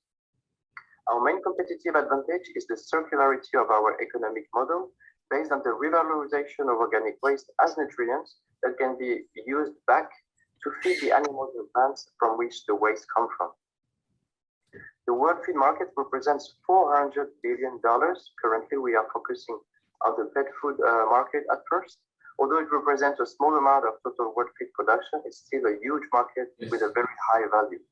Poultry and fish farming require to produce very high amounts of products at low price, so we will be able to target these markets once we'll be able to scale up our production. Farmers are really interested to work with us because in comparison to the fish meal they currently use, insect meal reduces fish mortality by up to 25% and also reduces feed consumption by up to 12% on average, depending on the fish species, which means more production, less resources, and less antibiotics, which of course translates into financial gains for the farmers. Our main products are the protein meal, the fresh and dried larvae that we aim to sell to pet food industries, poultry and fish farmers. But we can also sell byproducts such as larvae oil that can replace soybean oil in livestock feed. We can also sell larvae dejections as high quality biofertilizers to farmers and private customers. Talking to our customers, we realize that they have huge needs that is more efficient than the current product they use, such as fish and soy meal. They also want to be able to reduce their operation costs and increase their productivity. We already started to sell larvae to chicken producers. They all confirm our value proposition in terms of quality, cost, and health benefits. Our financial projections are built on the assumption that we can reach 3% of global market share, which is nearly 150 customers, and we expect by 2025 to get a $225,000 profit margin with 10% growth rate year over year. Our main key drivers are the market share and the local production cost. Insect farming is a truly sustainable alternative to produce proteins. Insect can help cut up 97% of CO2 emissions compared to beef production, and as you can see, it's even less CO2 producing than vegan meat. Insect farming also requires much less water, much less feed, and much less land compared to conventional meat production. We are a team of 9 persons working in R&D, production, and business development.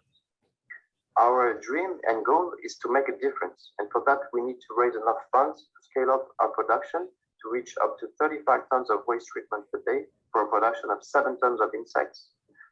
This way we'll be able to make a huge impact in improving sustainability of animal feed production to ensure food security. Thank you very much.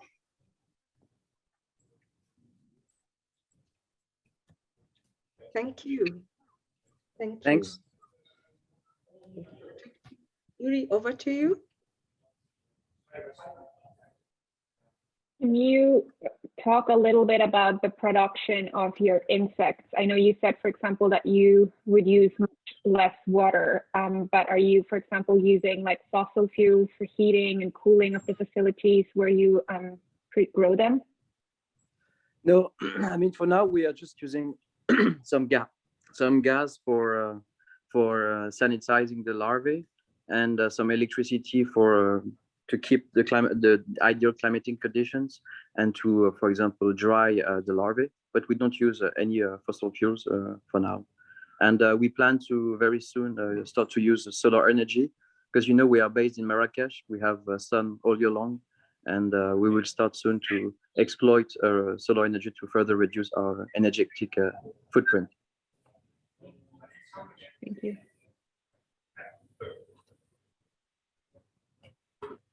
Can you tell us a bit about what the waste or residue from this activity could be, and what, if there is any, what happens with it? So yeah, we are using fruits and vegetables mostly from food markets, and we are also using wheat bran from agro industries.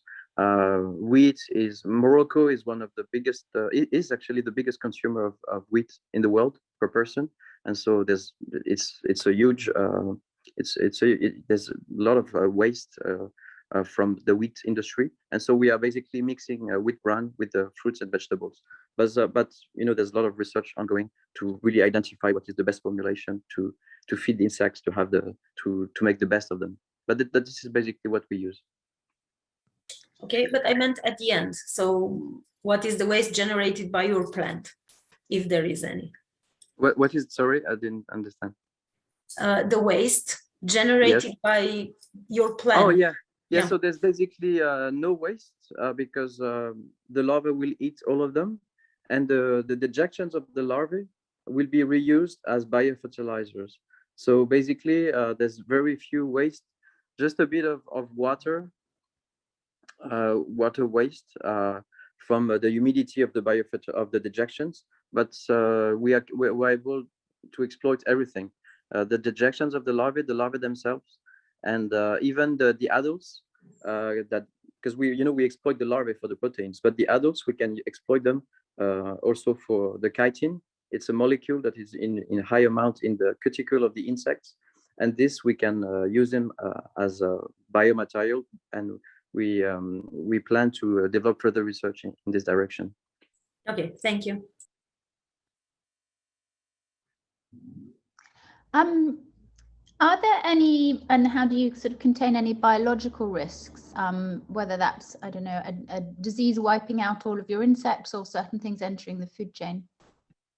Yeah, so interestingly, these insects are able to actually reduce diseases. There's many, for example, Escherichia coli can be highly reduced thanks to insects. If you can exploit, even though you exploit waste that has some amount of diseases or viruses or bacteria, it will disappear after consumption by the insects. And so these insects have no notice, no in the literature at least, and in our experience, there's no issues in terms of health for animals. And we are sanitizing the larvae, we are boiling them, we are microwaving them. So there is very no risk for animal health. It has actually shown many positive impacts in terms of health, in terms of for the human system, and for the performance of the animals who feed on these insects. Thank you. 1 minute left. You actually answered my question when Delia asked the question. I was curious about the supply.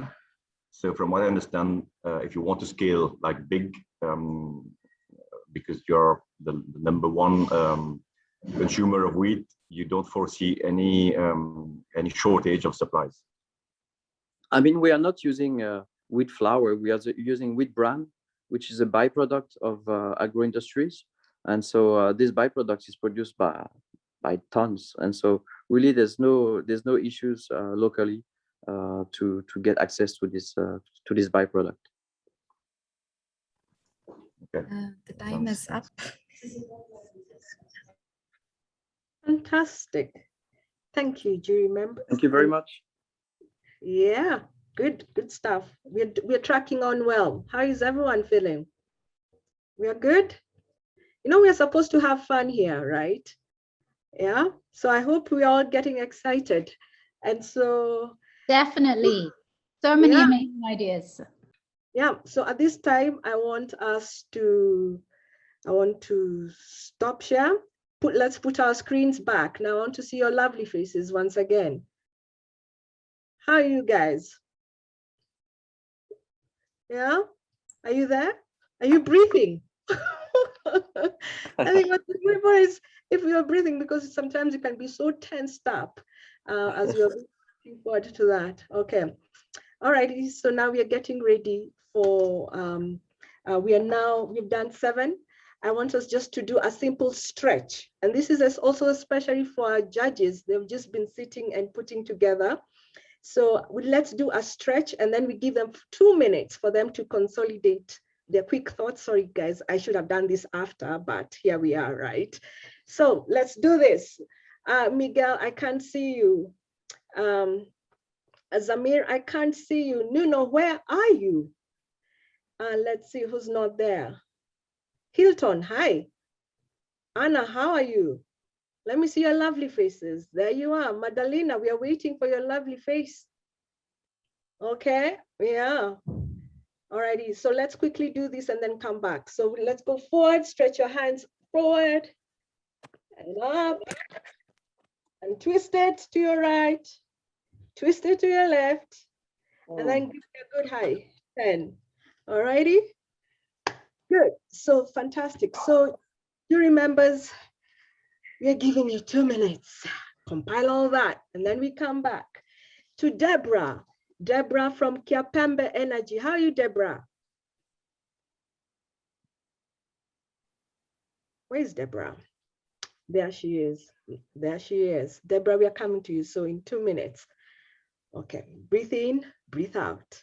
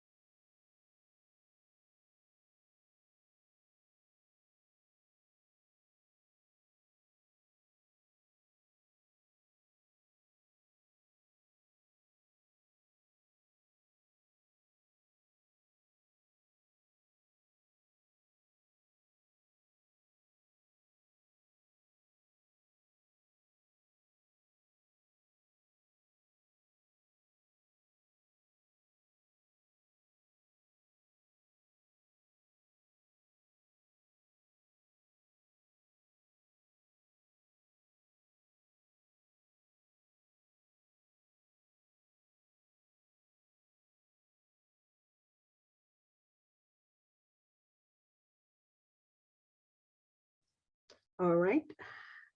Jury members, I believe we are now ready for our next startup.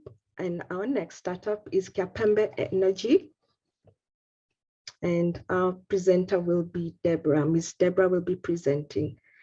So here we go. It's Ariel, sorry. Oops.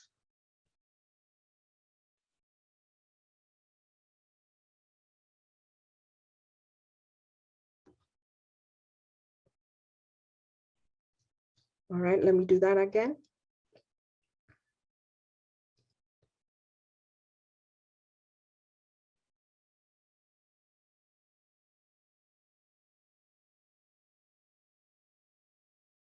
Hi, my name is Anakintas and I will be presenting Angowaste. In Angola, we have such a big waste management problem that we can see waste in the most inappropriate places. This prevents, on one hand, recyclers from obtaining segregated waste, and on the other hand, generators are not aware that their waste is valuable. With all environmental and economic benefits of recycling disregarded, we came up with a solution that can solve this climate challenge by boosting the circular economy, eliminating litter from the streets, and organizing the recycling value chain. As you can see, this is Angowaste as a middleman between the two users. For the waste generators, we supply a place where they can easily announce their products, and in return, we charge a 10% commission for each transaction made.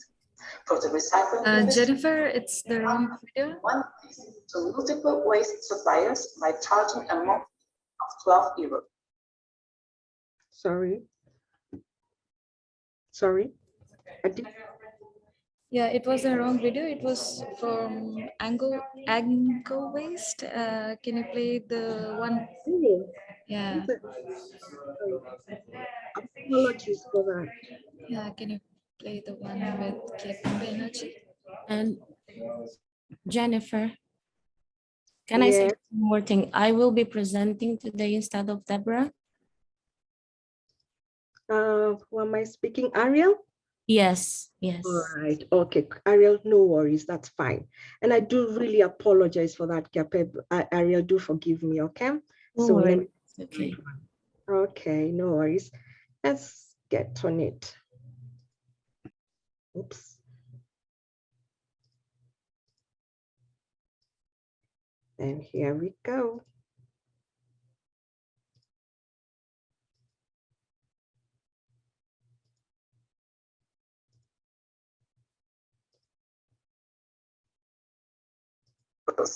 The platform will also generate big Oops, sorry. data.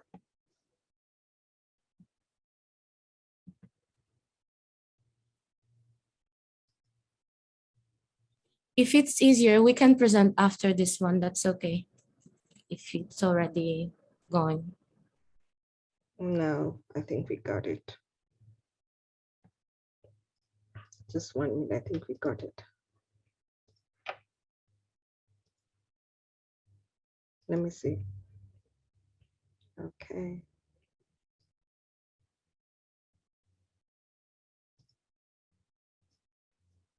All right, let's see. Hi, we are Kiapembe Energy, and we believe that there's no net zero without biogas. Ending waste, delivering the circular economy, tackling the climate change. We, Kiapembe Energy, sell electricity to the grid and households for an average price of $0.11 per kilowatt hour, depending significantly on the confirmation of the potential of this resource and on the necessary network infrastructure to transport this energy.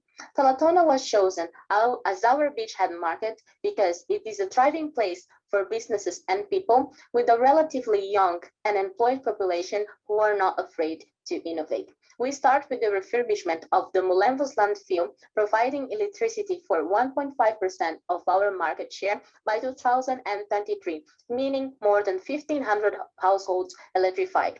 We developed further to 40% market share on and off grid, reaching 40,000 households with 30 megawatts installation capacity production. The only renewable energy the Angolan is dependent on is hydropower.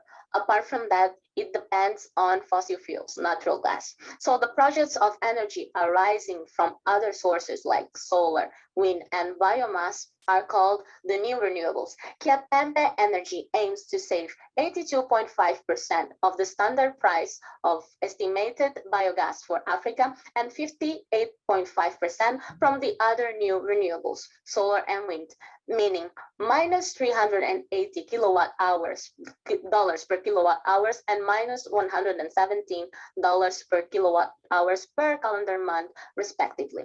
Advantages of AD technology: produces waste, it's reliable, no intermittency, it can be produced day and night with wind or not, produce extra products and services, and in general, good social impact. Biogas is the raw product through anaerobic digestion processing, where electricity comes from. To put it in simple terms, waste goes into a digester as feedstock, transforming it into biogas and digestate. And some useful products and services can be designed from that. Examples: fertilizers, gas, and fuels. We are at the prototype phase that will be later scaled into a full-size plant. Our competitive advantages are a food cloud so that restaurants, supermarkets, cafes, and others can exchange food that is still good to throw away with the community, and also among the people in the community itself. Fertilizer for farmers, recognition of main contributors, and track of main activities like expenditures and donations with Kiapembe. 150 plus people were interviewed. In this universe of people, 83% live in Rwanda, 63% are aged between 25 to 34 years old, and 21% were recently employed. Our key assumptions were that people are not supportive of new technologies. People in Rwanda do not care about the separation of solid residues. People will not pay for energy if they are already paying for waste disposal. And we learned that people are aware of this technology and are desperate for a change. People want an effective waste disposal solution as long as there is a trustworthy provider. People are willing to pay for energy recovery to promote the circular economy.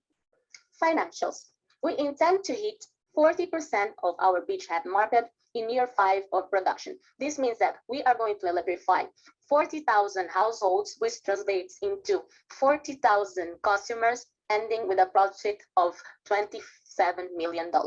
Our key drivers are cost of service, market share, and partnerships, especially partnerships with the government bodies like the National Residues Agency and the National Electricity Company. In these 100,000 households, we estimate that 500,000 tons of CO2 are emitted and 125 tons of organic waste produced.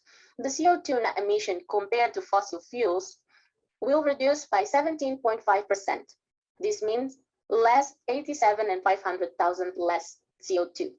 In terms of solid residues, only the technology used to produce biogas makes a difference. We estimate a total reduction of the organic waste, 125 tons from Talatona plus 275 tons from elsewhere, a total of 400,000 tons of waste reduced. At the moment, we have Deborah Almada in distribution and sales, Angelo Otavio as the managing director, Susana Manuel in finance, Bernard Sumbu as technical advisor, and me in technology and development. We dream to become the pioneers in producing biogas in Angola for the first time, to promote Angolan energy recovery, starting with the Molentos landfill in Luanda, to use municipal waste to develop a power supply that will reach 500 megawatts for biomass in accordance with Angolan Energy 2025 goals. Also to reduce unemployment, educate, and involve Angolan community in creating a sustainable low carbon future. Thank you.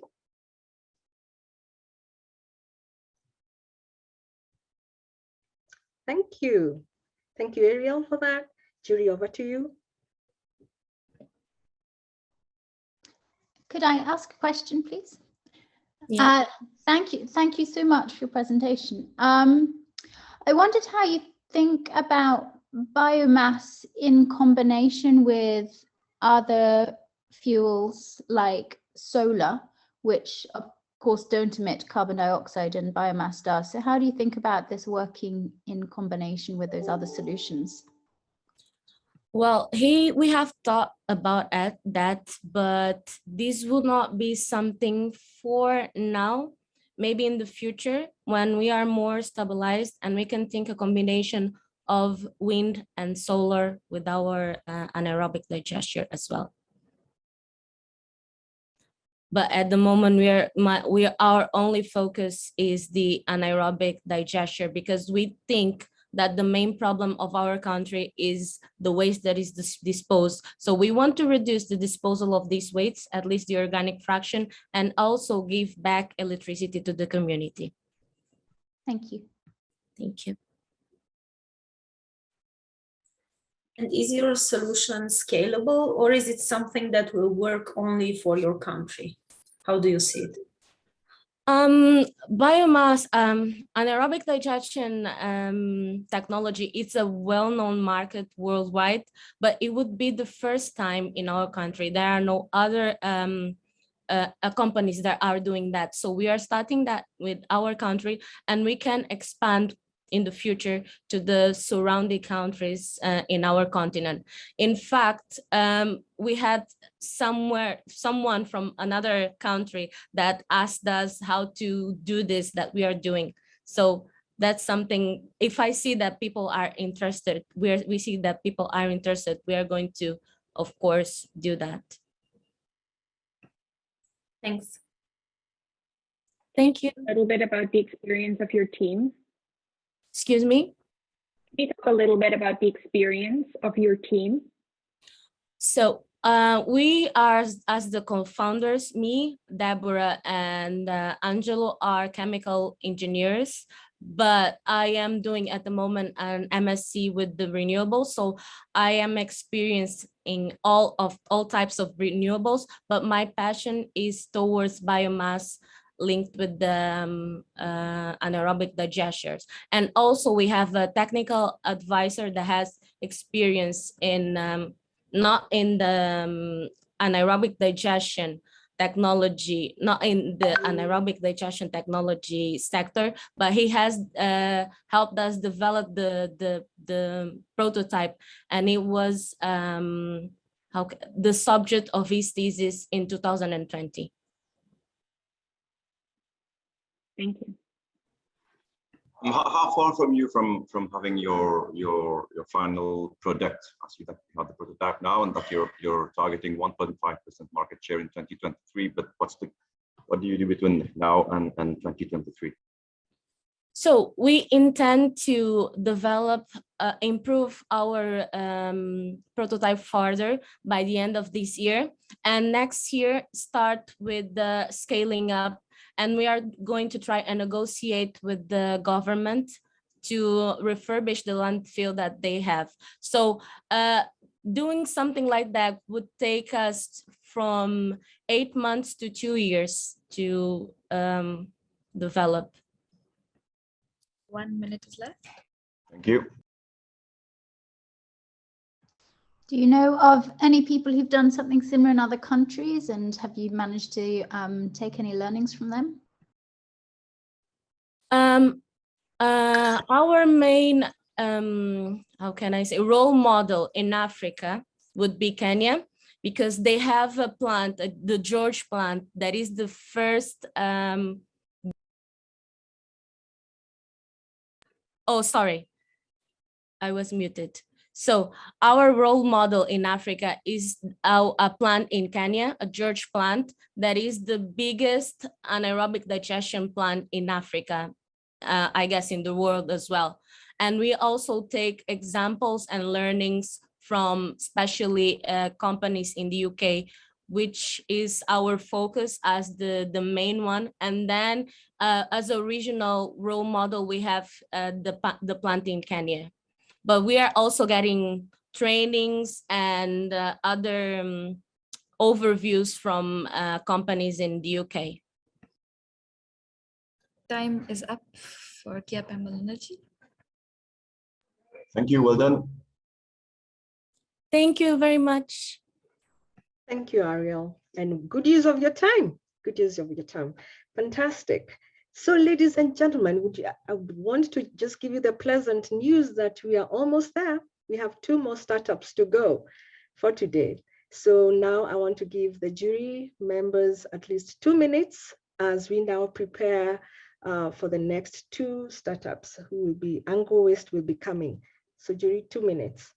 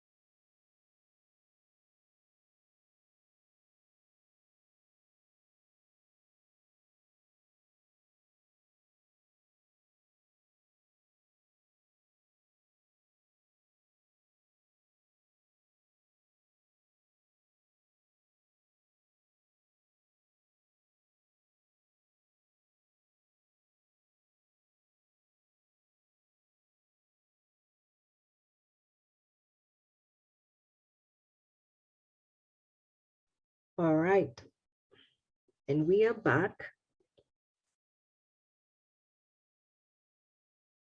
Are we ready? Yep.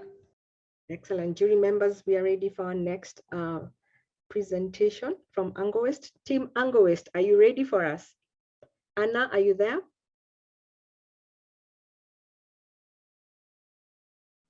Yes, I am.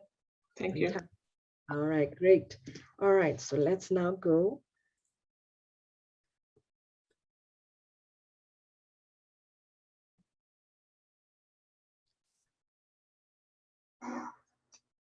Hi, my name is Ana Quintas and I will be presenting Angowaste.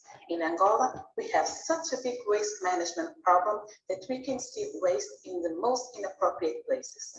This prevents, on one hand, recyclers from obtaining segregated waste, and on the other hand, generators are not aware that their waste is valuable. With all environmental and economic benefits of recycling disregarded, we came up with a solution that can solve this climate challenge by boosting the circular economy, eliminating litter from the streets, and organizing the recycling value chain.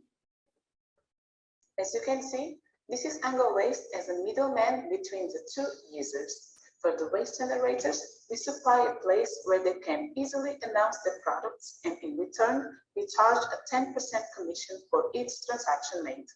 For the recycling industry, we give access in one place to multiple waste suppliers by charging a monthly fee of 12 euros. The platform will also generate big data about the waste market and missing information in the country. The total production of recyclable waste in Angola is 3.2 million tons per year. We are targeting initially the waste production in Luanda, the country capital. Our beachhead market is 20% of Luanda market, and we expect to target it in the next 5 years, representing a revenue potential of 11 million euros per year. The value proposition, we are offering to recyclers a cost reduction by eliminating the need to search for segregated waste at different collection points. And for generators, we are offering cost reduction with waste management, since the recyclable ones will be sold rapidly and easily through the platform, providing extra incomes. Our solution also stimulates entrepreneurship, since generators can be waste aggregators that can sell their products in the platform and start a business. Both users get access to the platform by signing up, and this is how it works. In one hand, generators can announce their products by including images and informing about the characteristics of the product. On the other hand, recyclers benefit of a wide range of products they can choose according to their convenience, such as location, category,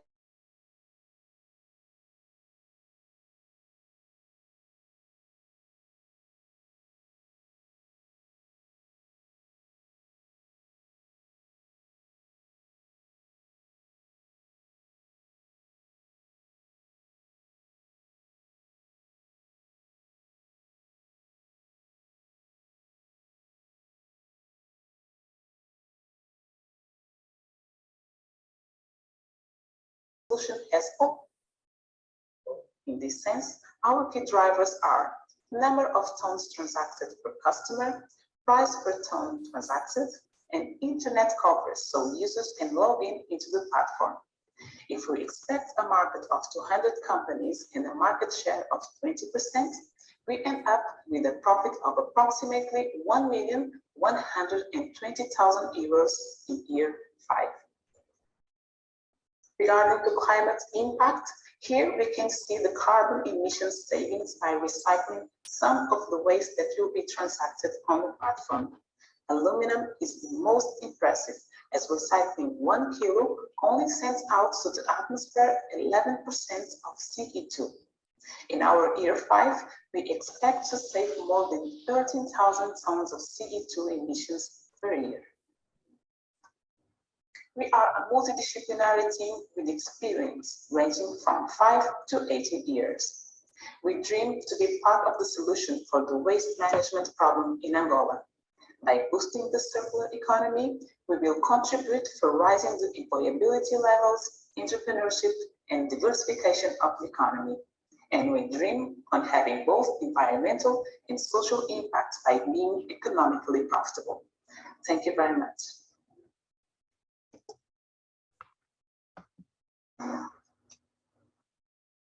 Thank you, Kiapembe, thank you. Sorry, thank you, Angowaste. Back to you, Jury. A quick question, yeah. First, who built the tech? Who built the marketplace?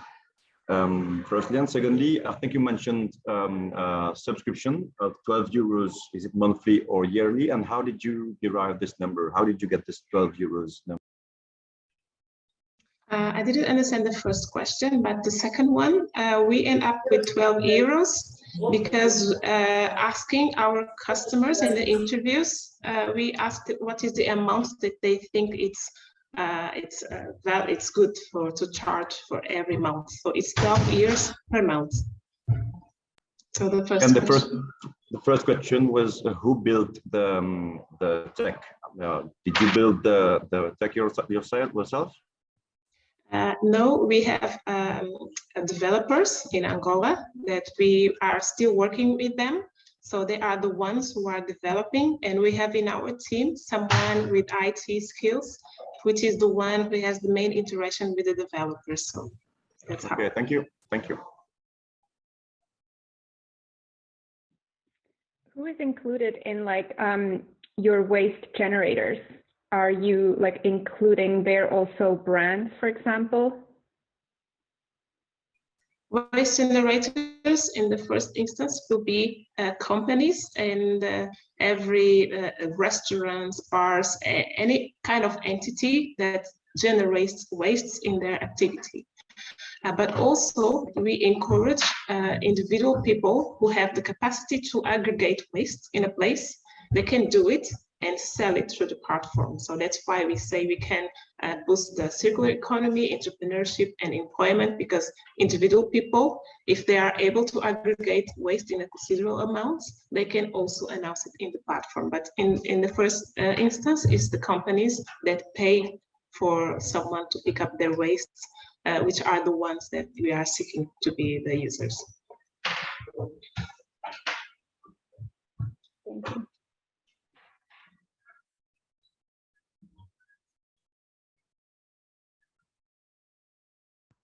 What are some of the sort of practical hurdles ahead of you?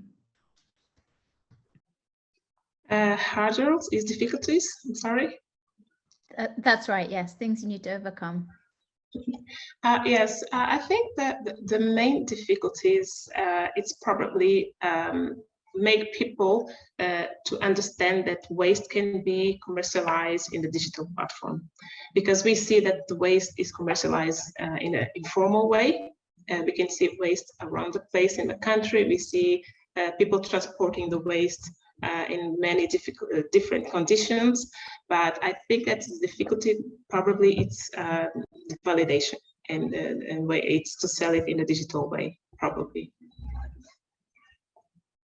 And because it's a digital platform, we feel also that the developing side and the IT skills are our main challenges, because every time our customers deal with a situation in the platform, we have to be able to answer and respond it in a manner rapid.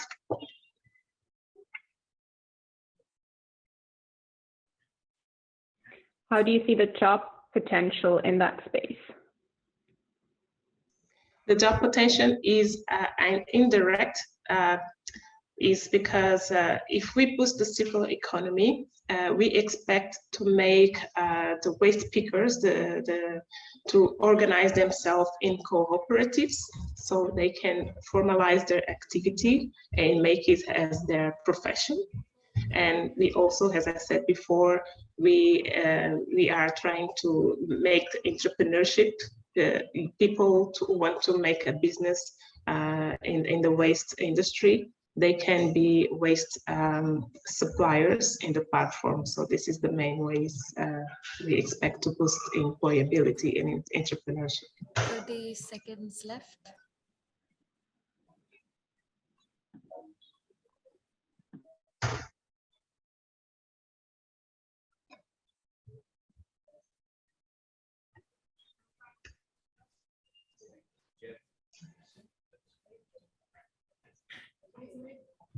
I think the Q&A session is over now. The time is up. Thank you very much. Thank you. Thank you, Anna, for that presentation. That was good. So now We give the jury another 2 minutes for them to put together their thoughts and to put the preliminary marks.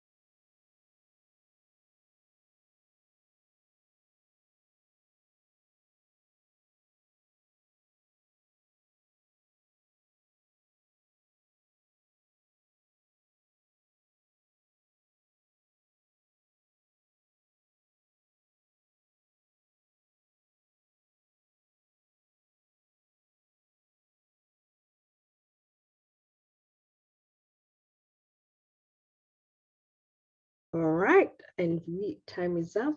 And now, drum rolls as we go to our last presentation for today. And Henrique from team EcoDigInsect will be making our presentation. Okay, Henrique, are you ready?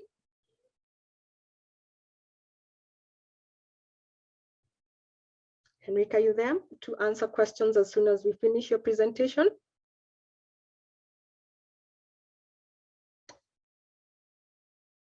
Oh, hello, I'm here, sorry. All right, welcome. All right, okay, thank you. All right, so here we go. There is this famous quote that insects are the protein of the future. And it comes with a good reason. Insect farming has the potential to revolutionize the food industry while generating green agricultural products in a purely circular, sustainable fashion. But here's an issue. Most of the current initiatives are failing to grasp its full potential by following the old, unsustainable model of intensive centralized farming, which is highly dependent on large investments and long-haul supply chains. I'm Enrique Wells, and I'll present our solution to steer the creation of an accessible, localized, and fully sustainable insect farming community, which is EcoDigInsect. We aim to build a collaborative farming network with a decentralized module solution to local farmers. Our insect farming partners will have the modules for 15,000 euros to supply fresh insects and their fresh output for a great value of 3.5 euros per kilogram. This output will be then processed by us and sold to animal farms for a combined profit of 11 euros per kilogram of feed and biofertilizers. There is a growing market demand for insect products ahead. Our beachhead market is defined within our neighboring territories in northern Italy, which accounts for a 500 million euros market of over 12,000 farmers. In 2026, we expect to expand our reach within the full Italian territory, and in 2028, to reach the international markets in the Balkans and Pyrenees for a total market potential of 40 billion euros. Our models should save more than 700,000 euros from our partners' pockets. They're up to 50 times cheaper than our closest competition, where we invite smaller investors to begin their own insect farming. What's more, our insects should boost the productivity of animal farms by 20% with a high-quality insect diet, as well as to generate soil-enhancing fertilizers and to connect all of our partners within a collaborative farming community. In EcoDigInsect, we offer a comprehensive solution for module partners to start their own journey in insect farming. It starts with the direct supply of insect eggs from our breeding centers. The model farmers will then be responsible for growing the insect larvae to their full potential with the aid of our unique services, which includes direct teaching and support for insect farming, the analysis and validation of local byproducts as insect feed, and the use of advanced sensoring data to assist in monitoring and control. And in the production cycle, we retrieve the model's final output, which includes the ground larvae and the frass, and refill the models with new insect eggs to continue our virtuous production cycle. The output will then be finally converted by our processing centers into high quality goods for animal and plant nutrition. And it does not end here. The whole process will be developed within EcoDigInsect's low-kilometer delocalized farming networks, which will closely work together with the animal and plant farmers to develop a low-impact, cost-effective value chain. To support us, we count with the partnership of important actors in the agri-tech businesses, and with the advantages of a strong customer lock-in, insect breeding background, and a unique farming network.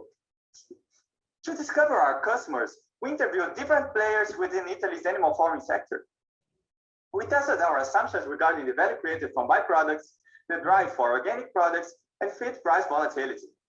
From our key findings, we could design some action measures to support our customer needs, which are to leverage the potential of local byproducts, validate our insect output as biological feed, and to make our farms self-sufficient to mitigate supply volatility effects. The project financials are founded in a strong customer fidelity with a 10-year customer life. We target the 10% of early adopters in insect farming, which brings us to over 12 million yearly profits. Our key drivers come from the selling price, our solutions market appeal, and our ability to scale up our insect network. Our system should substantially reduce the carbon footprint of their animal feed products. It sharply cuts off CO2 emissions from soybean feed for an effective carbon reduction of 3,500 tons. It's also highly performant in terms of land use, as it drastically reduces the impact of current soybean feed to save 240 hectares per year. In EcoDigInsect, we are a proud group of 4 innovators with different backgrounds in business management, insect biology, and systems engineering.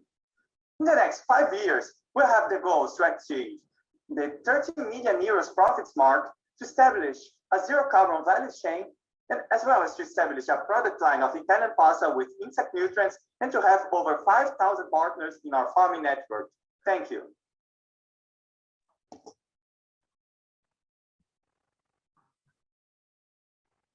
Thank you.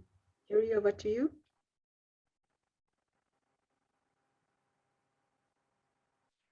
Thank you.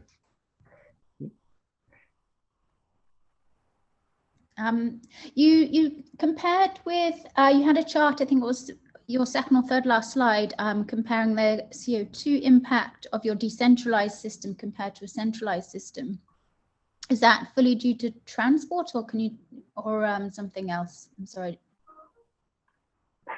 It's not only due to transport, that has also a big impact, but the biggest impact is in our localized use of byproducts. Because we try to leverage all of the nutrients that the feed nutrients that are present around our circling module farmers, so that they can impact at the minimum the carbon generation within the region. So you're assuming the alternative scenario is that they're actually purchasing the feedstocks as opposed to it's coming from waste? Sorry, I could not hear. So the alternative scenario that with the centralized system is you're assuming that the feedstock is not waste? This feedstock is more like as a byproduct of the farming residues, such as the one presented by Entomonutris. Some of the examples include like wheat bran. The other example includes the waste coming from the breweries, the beer production sites. But we are also considering a partnership with a company called EcoDigInsect that's producing a machine that is capable of processing human food waste coming from like food manufacturers from industries and transforming it in like edible products for the insects. Yeah. Thank you. Are there risks around control, whether it's quality control or other risk controls with a decentralized operating system, and how do you think about managing that? It really provides a huge benefit in risk management of the biological profile of our insects, because with a centralized farm, it's much easier for you to have cross-contamination between your production centers. If you for instance, use a single room to produce tons and tons of insects for human or for animal and human feed. So in our case, instead, we are working with the idea of decentralizing this production between our insect module partners, so that if any one of them has a problem, we'll promptly go there into their own sites to help, to aid them, and to restore their insect production cycles, and to not impact the other insect producers that are also collaborating with us, but in different sites. And for quality control, we are closely working with the sanitary agency from Italy in order to completely validate our insect processing sites, so that we may futurely become the newest standards for the Italian production of insects. Sorry, what happens when these insects escape? As in, can they do harm on the ecosystem? So those insects, normally in their nature-based behavior, they do not make so much harm, such as you can see from locusts, that they can really become a plague. In our case, the yellow mealworms are really, instead, they can really restore the environment with their capabilities of making the soils more regenerative, also with the direct deposition of their fresh waste that can really work well as a biofertilizer. Okay, so there's no risk in like transmitting disease, for example. Also for diseases, they have this really strong immune system that kind of resembles also the other presentation by our other fellow startup colleague that was dealing with the black soldier flies. For the yellow mealworms, we are working with a species that has similar properties on this manner. 30 seconds left.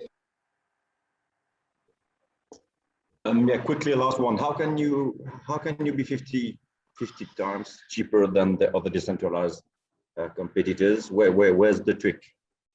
Okay, our comparison basis for the decentralized farming is based on an Italian-based competitor that is also dealing with black soldier flies, but their solution indeed gives a much bigger production, but it's much more technologically sensitive, I should say, because it has to implement much costlier types of technologies in order to maintain the production, and they can only affect then the medium to large size farming markets, because for the small size farms they cannot withstand the payments of this solution. Okay, the time is up. Thank you, Henrik, for that. Thank you. All right, so we will give the jury members just 2 more minutes and then we come to the closing. So just 2 minutes and then we prepare for closing. Thank you, guys.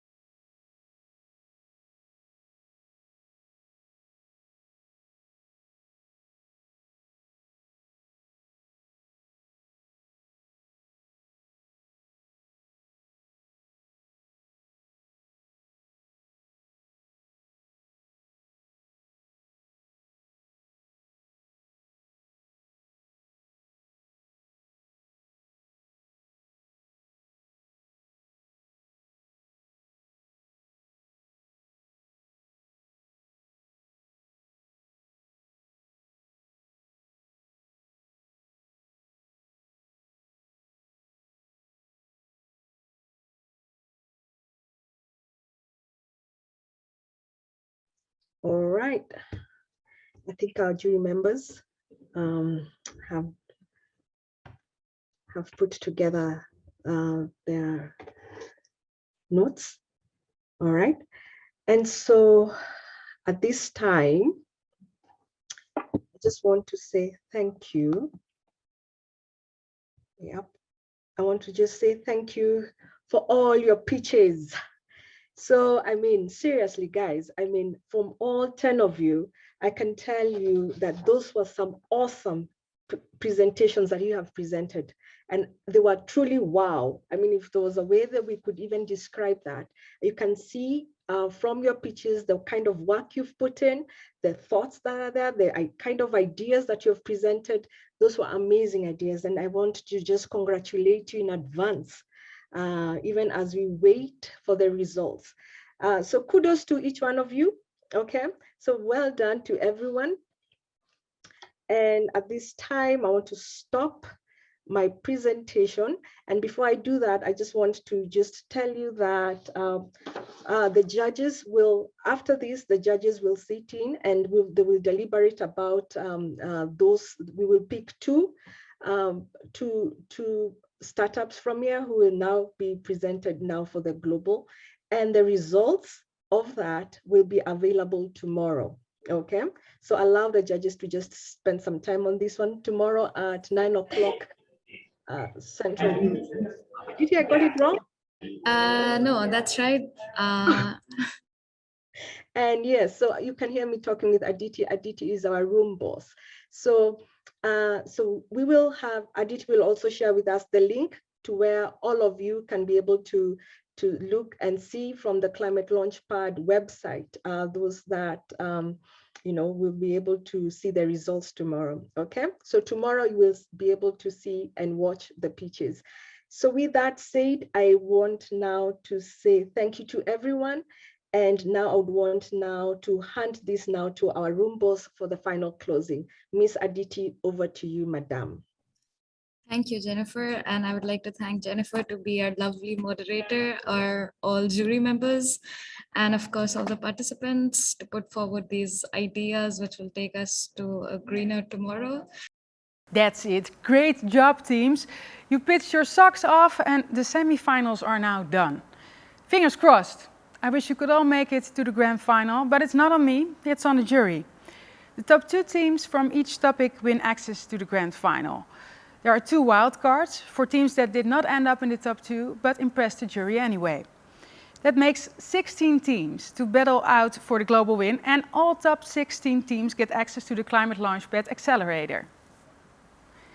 You can now relax for a bit, but if you feel restless and want to prepare for the grand final, practice the Q&A part, as the judges in the grand final are even more driven to ask some difficult questions. So that's maybe something you can prepare a little bit more on. You can watch your Q&A from the semifinals tomorrow at 9 CEST online, as we will put all pitches on our global final website. Feel free to share the link with everyone in your network, on your social channels, your family, just everybody. Tomorrow we start at noon CEST, and former ClimateLaunchpad participants will then share their stories and let you in on their secrets to success, lessons learned, and also mistakes that are made. And of course, we will announce the top 16 teams. Thank you for your great work today. Get some rest, and I'll see you tomorrow.